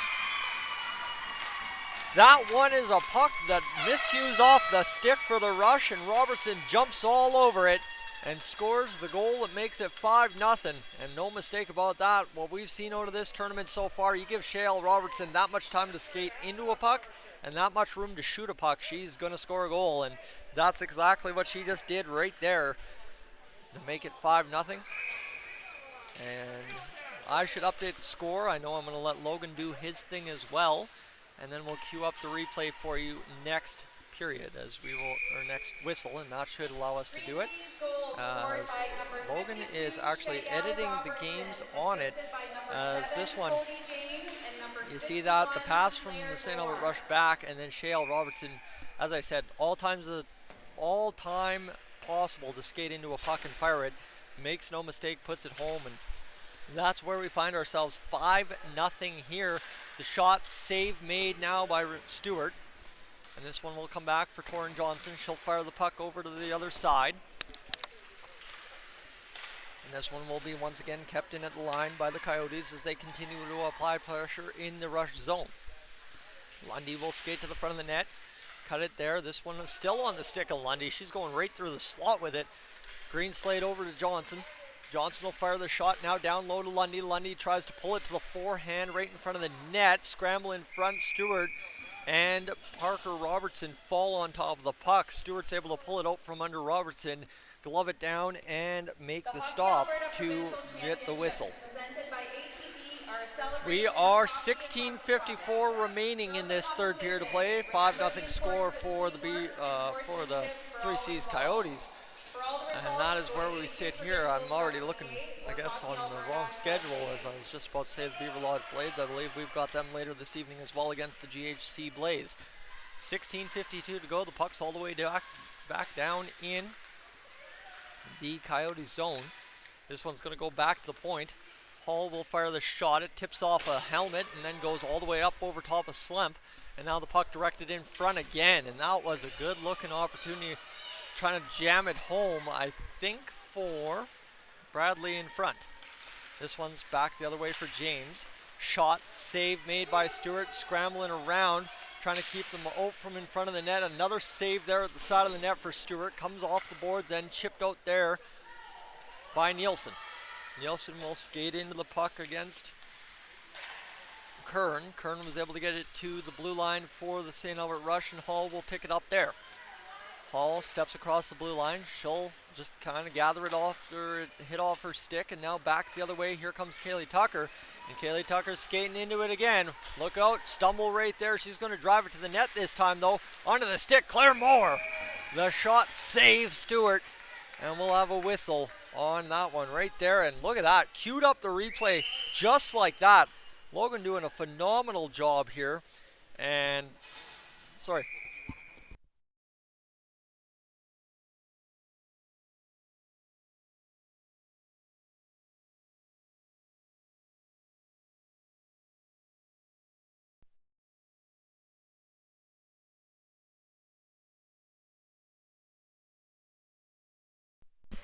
So pretty much option C on your tiebreaker charts, as figured by Logan, is what we have to look for in this GHC potential scenario with the St. Albert Rush. So That's what we're looking for, but I'm trying to get my tongue untied, and that is a goal for Torrin Johnson.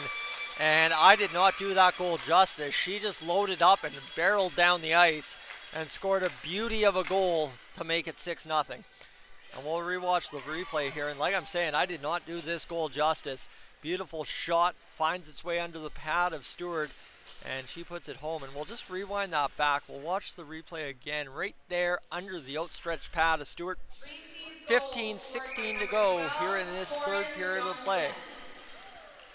And Albert will chip this off the boards. And this is kind of that tiebreaker scenario is all coming down to goals percentage. So we'll see if that ends up factoring into that GHC St. Albert potential scenario. Plenty of time left here in this one, and plenty of time left for the Blaze as well. So we'll see if that comes together. Ooh, that one skirts off a poke check wide of Stewart. The rush will backhand it here. 14:45 to go, and yeah, update the score. Logan's got me. Logan's got me. I should never have to worry, because I know if I forget, they've got me, and we're going to have a icing call here in this third period of play. 14:37 to go.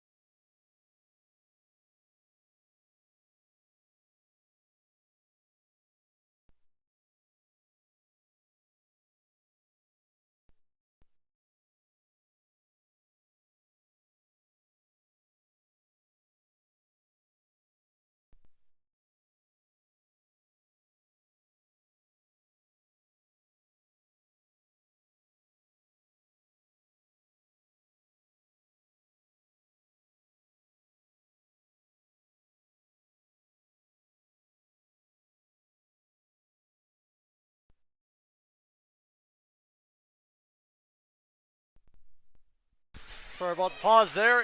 What a save by Stewart, picking that puck out of midair with the hip side and stopping Shale Robertson point blank.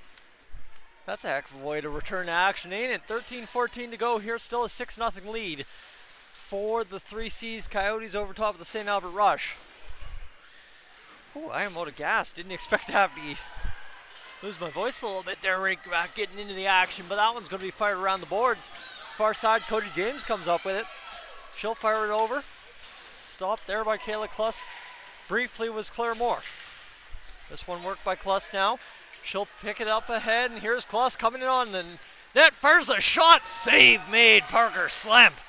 And that was the best chance this period so far for the St. Albert Rush, as Kayla Kluss, the graduating player, as we noted a few moments ago on the live stream, picks up a beautiful rush and almost finds the back of the net for the first rush goal of the game. This one played in front.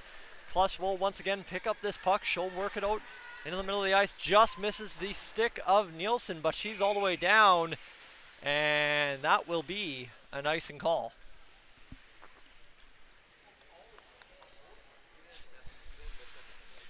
No, I don't think I did. I didn't hear much. You were? Nice. It's like, I don't know how. It's like, just say what they're doing. Say words. That's if anyone ever wants a trick on how to become a play-by-play commentator, it's really easy. Say words. Crutch on to the team name, the city name, whatever you want to do, and just tell what the players are doing. It's an easy way to start. That's my best advice anyway. Here's Torrin Johnson at the blue line, keeping it in, but it is offside indeed. The linesman signals, so we will have things worked back out as Yellowbird picks it up for the rush. She couldn't get it across the blue line, and now Shale Robertson weaving and dodging through a couple of bodies, but couldn't get it going forward. And now both teams just kind of tying this puck up in the neutral zone as the Rush will once again try to break through. This one, though, pass misses Fedorovic, and this one will go back down into the Coyotes' end. We're rocking and rolling here, 11:40 to go in this third period. The shot fired towards the net. Now this one will go to the backhand. No shot coming yet. Moser misses wide on the backhand that time. And it's chopped out off the stick of Albert at the blue line. She'll skate into it on the own redirect, and this one goes back into the neutral. And this is kind of what I'm talking about. Both teams is kind of content to play it in the neutral zone for right now with 11:18 to go in the third period of play. That's the replay there, a long distance shot right onto the paddle of Amelia Stewart in net for the Rush. She's once again been tested pretty heavily here in this hockey game and doing a fine job all weekend.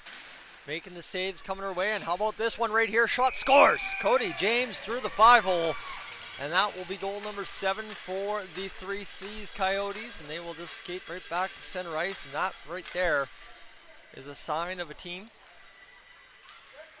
that definitely respects their opponent. Obviously the score is what it is, and the Coyotes, instead of going celebrating with the bench and doing their big celebration, they just line back up at center ice and let's keep the clock moving and get this this over with as soon as we both possibly can, I guess, is probably the feeling mutually. I think the Rush would definitely love to add 1 or 2 goals in the column and try and get back into this game as much as possible before the end of the clock, as here's Arcan wheeling around the top half of the zone. Can't get it on down deep, so now Hall will pick it up, and here's again Logan coming up clutch for me.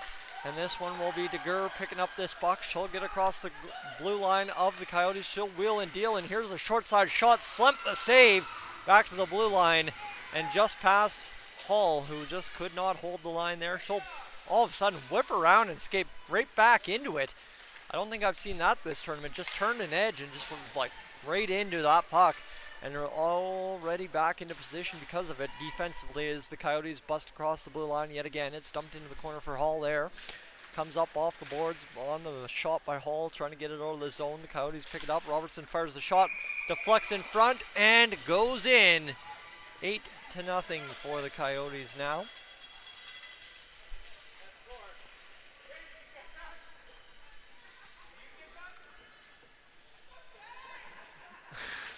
And we've had a hat, I don't know if we caught that, but we have a couple of hats tossed on the ice here. And I think the referee's giving everybody a look here. And we're going to see if another one ends up hitting the ice here. But the Coyotes crowd having a little bit of fun with the hat trick fact. And unlike the NHL here, it will not be bagged up and put in garbage cans. It will be returned to the bench to get it back to the fine folks here in Cold Lake, supporting Castor Coronation and oh no, I've already forgotten. Castor Coronation and oh, I had it. You know, I've had it all game. That's going to bug me now if I don't deal with it. So please bear with me, my friends. But give me a sec here. I have the text message again. My brain is forgetting here. Consort. I had it earlier. I had it throughout the broadcast. Lost it because I was laughing too much. And there you go. So even in an 8-0 game, there's a little bit of fun to be had. And that being supported there in effort for Shale Robertson. The hat-trick goal for the fans here in Cold Lake. And I mean, that's, like I said, that's how intimate this rink is. You're able to chuck a hat and hit the ice from the top railing. So just more proof in the pudding for what I was saying earlier, I guess you could say. And 9:18 to go here in this period. And obviously we're getting closer to that big time game this evening for the Edmonton Oilers. I think we can all agree here on Dolynny TV, right? Consort, Castor, Coronation, still oil country, I'd say. And well, you know, St. Albert might be home for one of the Oilers' most legendary players ever. So you kind of get where I'm going, right? It kind of makes sense to be oil country up there as well. So we're looking forward to that big game tonight. Obviously, Dolynny TV, if you haven't poked through the channel as of yet, as here come the Rush. If you haven't poked through the channel yet, I would highly recommend very big time Oilers guy here on YouTube, trying to do my best to give you Oilers opinions every day and thoughts and concerns and everything else in between. And obviously I've grown a pretty good thing here, and I'm really grateful to everybody watching back home that is a regular subscriber to the channel for Oilers content. Thank you for allowing me to do this weekend and supporting me along the way too. Definitely nice to get that support this year compared to where we were at last year, so thanks so much for that. But all us Oilers fans this evening, just kind of waiting for the Oilers to take a chance tonight to potentially tie Vegas if everything lines up for top place. Here's Kaylee Tucker again, scores. I could watch that shot all day long. That is, why is the camera's funky again, but here's the shot from Kaylee Tucker, and look at that. Perfect camera work from our man Brandon, who coming into this tournament told me, you are not going to find a worse cameraman than me. I can't possibly be any better than anybody you had last year. I can't possibly do anything right. And you know what? We're taking our victories where we can get them this weekend. There's a shoulder save for Stewart, right back to it. And that's kind of been her MO all tournament. Give up goal, make the next save. And you know what? Brandon comes in here. This is now game number 5 of the tournament for him, or game 4, and he's perfectly reading slap shot goals from above the dots. Hey, that's fantastic. I love it. And that's why he's here this weekend. It's kind of a chance here for Patrick Phillips over on Cold Lake Ice TV this weekend, and Brandon to both kind of learn my world of production. Like I was talking about, the Oilers stuff is my MO, but it's kind of one of those things where the production side is where you get to have all your fun, where you get to meet everybody, where you're going to make the memories. And I'm glad to be making them alongside you this weekend. And like, hey, you know what? Maybe by next year there's only 1 or 2 things that I really truly remember great about this tournament. But I'm telling you, I think one of the things I'm going to take away from it is Kaylee Tucker and her slap shot from out wide, because it's been absolutely unreal to watch. And this isn't just speaking from this game, it's speaking from the game earlier where she wound up a couple against the GHC Inferno and didn't miss by much. This one is now in the rush zone. It's going to work around. We've got 6:30 remaining here in the third period. The Coyotes trying to take it towards the net. They're going to work in, fire the short side shot, save for Stewart, backhand opportunity for Unger, denied there by a stick of Makiff. And it'll go in behind the net. DeGur's going to battle there against Cody James. And this one back to the point. Now worked there for Greenslade. Fired the shot. Sorry, I was going to say Greenslade, and then it took that funny hop, but it ends up down on Stewart, and we will have a stoppage in play here. But that's where we find ourselves here. A 9-0 game for the... You trying to figure that one out? No, it was the sun thing. Yeah. So we're just battling the camera again. Like I said, there's a little bit of outside light coming into the arena, and it just seems anytime we go down into the left-hand side of your screen, all of a sudden it'll go yellow on us time to time, depending on how the sun's reflecting outside. So bear with us if the picture quality kind of fades out on you. My apologies, but between that and the internet, we're fighting an uphill battle this weekend, and obviously everything else has been top-notch. So that's no worries. And the girls putting on a good show. Every team in here in Rink 2 so far this weekend out there having a good time, doing their best, and of course putting on a show for everybody back home here on Dolynny TV. And that is what I appreciate the most, because as I said, the barometer of my success this weekend is how many people tune in, how long they stay, and just how much we can make this mean to everybody back home. So thank you for being along for the ride this weekend as we wrap up this one. 5:27 to go in this third period. And again, still one thing to note is the tiebreaker possibility with the GHC Inferno for the GHC Blaze. I was corrected before starting this game, and I've screwed it up more times in this game than I have all weekend. This is an opportunity here for the St. Albert Rush to get to the backhand, forehand shot. Slump the save. And look at that juggle puck. What a save there from Slem. Just quickly jumping on it and stopping that one. That was a spin and fire. And the replay shows you exactly what I'm talking about. As, ooh boy, Patrick Phillips coming in here. Can you, I'm just going to step aside a sec and get the update from that Inferno game. Did I do it again? Check mark. Yes, if I did.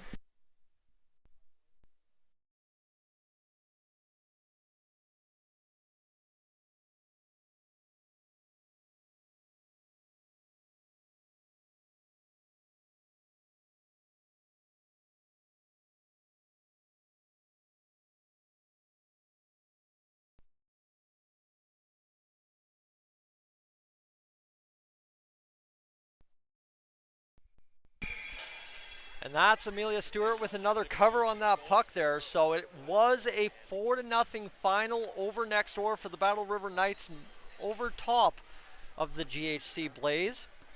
So keep that in mind, friends. That tiebreaker possibility still hanging around for the St. Albert Rush in this one. It's 9-0 right now. Might look bleak, but doesn't mean things are for sure over yet for the Rush. Hang on to hope as long as you possibly can. You need the thumb drive? Oh, yeah, tiebreaker possibility. It's option C on your screen. Right about here. As this one's going to be worked out by the Rush. We're just trying to get the entire crew here. We've got everybody involved again from next door back here watching me get going on the mic. And we're going to try and wrap up this last 4 minutes of play here in this third period. It comes on down to Amelia Stewart. I was talking Oilers and I had definitely the wrong name in the in my mind, but we're going to have a face-off to Stewart's right. Another Stewart, but first name Stewart, was NHL Rookie of the Month, by the way, Mr. Stuart Skinner.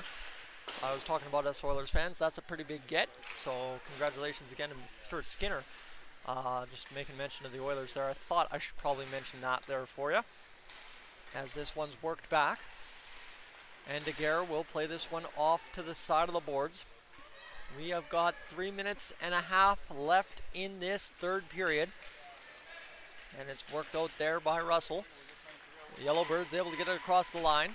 Picked up now by Tucker. Tucker will carry up and watch out for it again. She is going to dish it off here over to Lundy. Lundy fires the shot, misses wide. And no, it's all good. 3C's crowd reacted. They wanted that one. They wanted that one for Lundy, Danica Lundy, who had a pretty good game the last time out. We saw 3C's on here. I think that's, I'm going to assume that's Dad over there reacting, but he wanted that one, let me tell you. As this one, Daguerre will get going, and that's kind of the problem. As a parent, no matter what the score, no matter what the situation, you always want your kid to show and do the best they possibly can. And when they get a chance like that, it's one of those things that comes out rather quickly, and that was one of those candid moments that you love to see at a hockey tournament like this.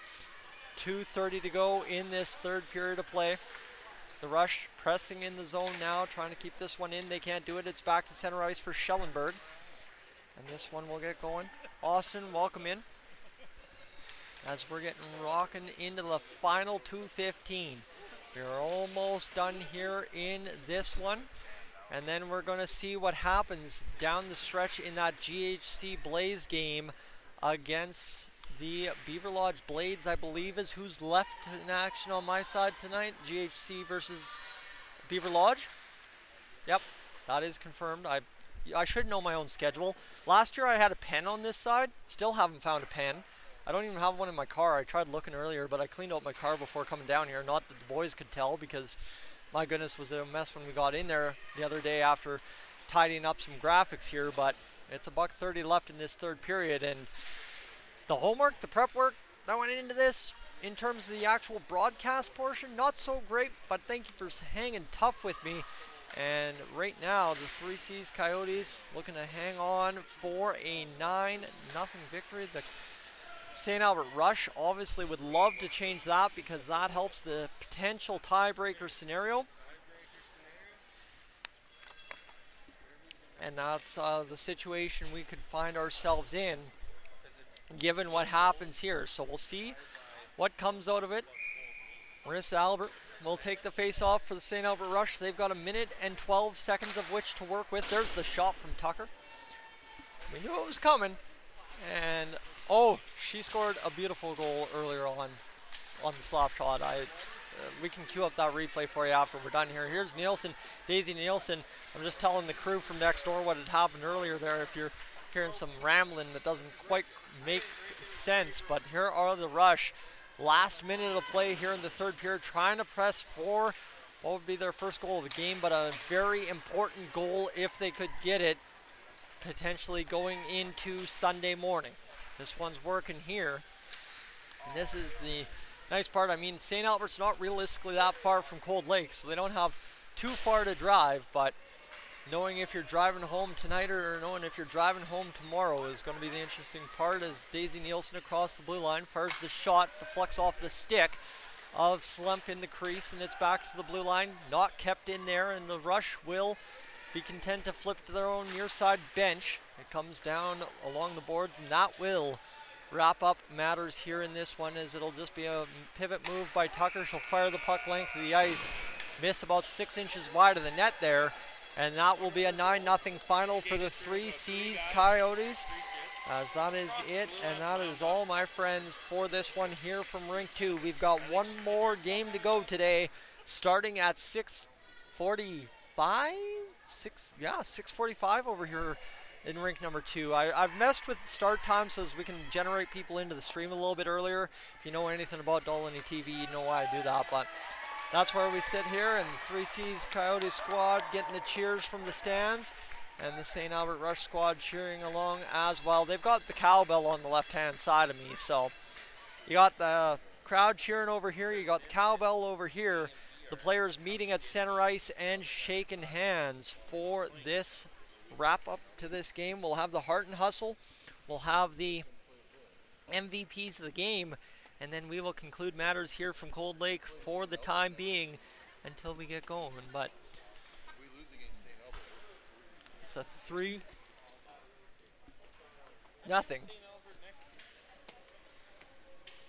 or 9-0 final. Give me a sec.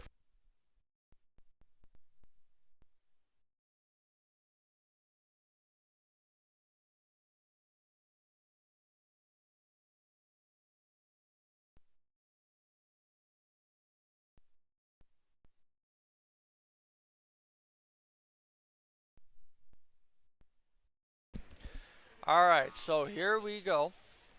Referees, linesmen's ready to go to the box, make sure this is all done according to snuff. Let's see what happens here for both squads. Heart and hustle, MVP given to both teams. St. Albert concluding all 3 round robin games here in Cold Lake on Rink 2. It's been my pleasure, to those of you watching back home in St. Albert, to have your call all weekend long so far, and we've got a game to watch. I invite you back to watch that GHC Blaze game, because there is some potential on the line there for a tiebreaker scenario, and we'll see what happens. If you're tuning in from St. Albert, that might be of interest to you. And right now, the 3C's Coyotes have just wrapped up their round robin as well, going 2-1. So Pool B, I'm not as familiar, because Pool B, there's been a lot more on Rink 2 so far, but for the Coyotes, things could get pretty interesting. We'll have more of the tiebreaker scenarios for Pool B when we see Beaver Lodge later this afternoon.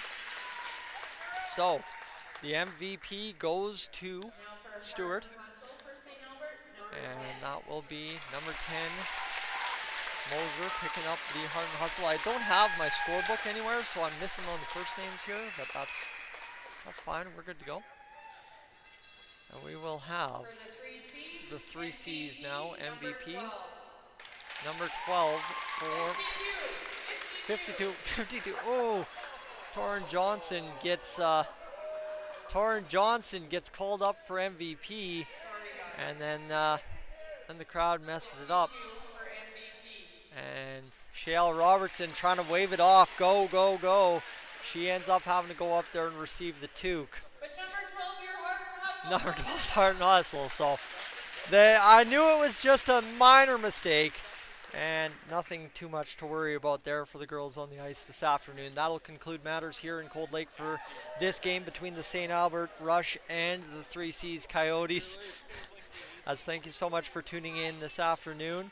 As you see some fans getting into the screen here, trying to wave on home to everybody back wherever the heck from. But yeah, you know what? It's been a good weekend so far. Both teams now wrapping up their round robin. Their fate in the hands of the last 2 games of the tournament.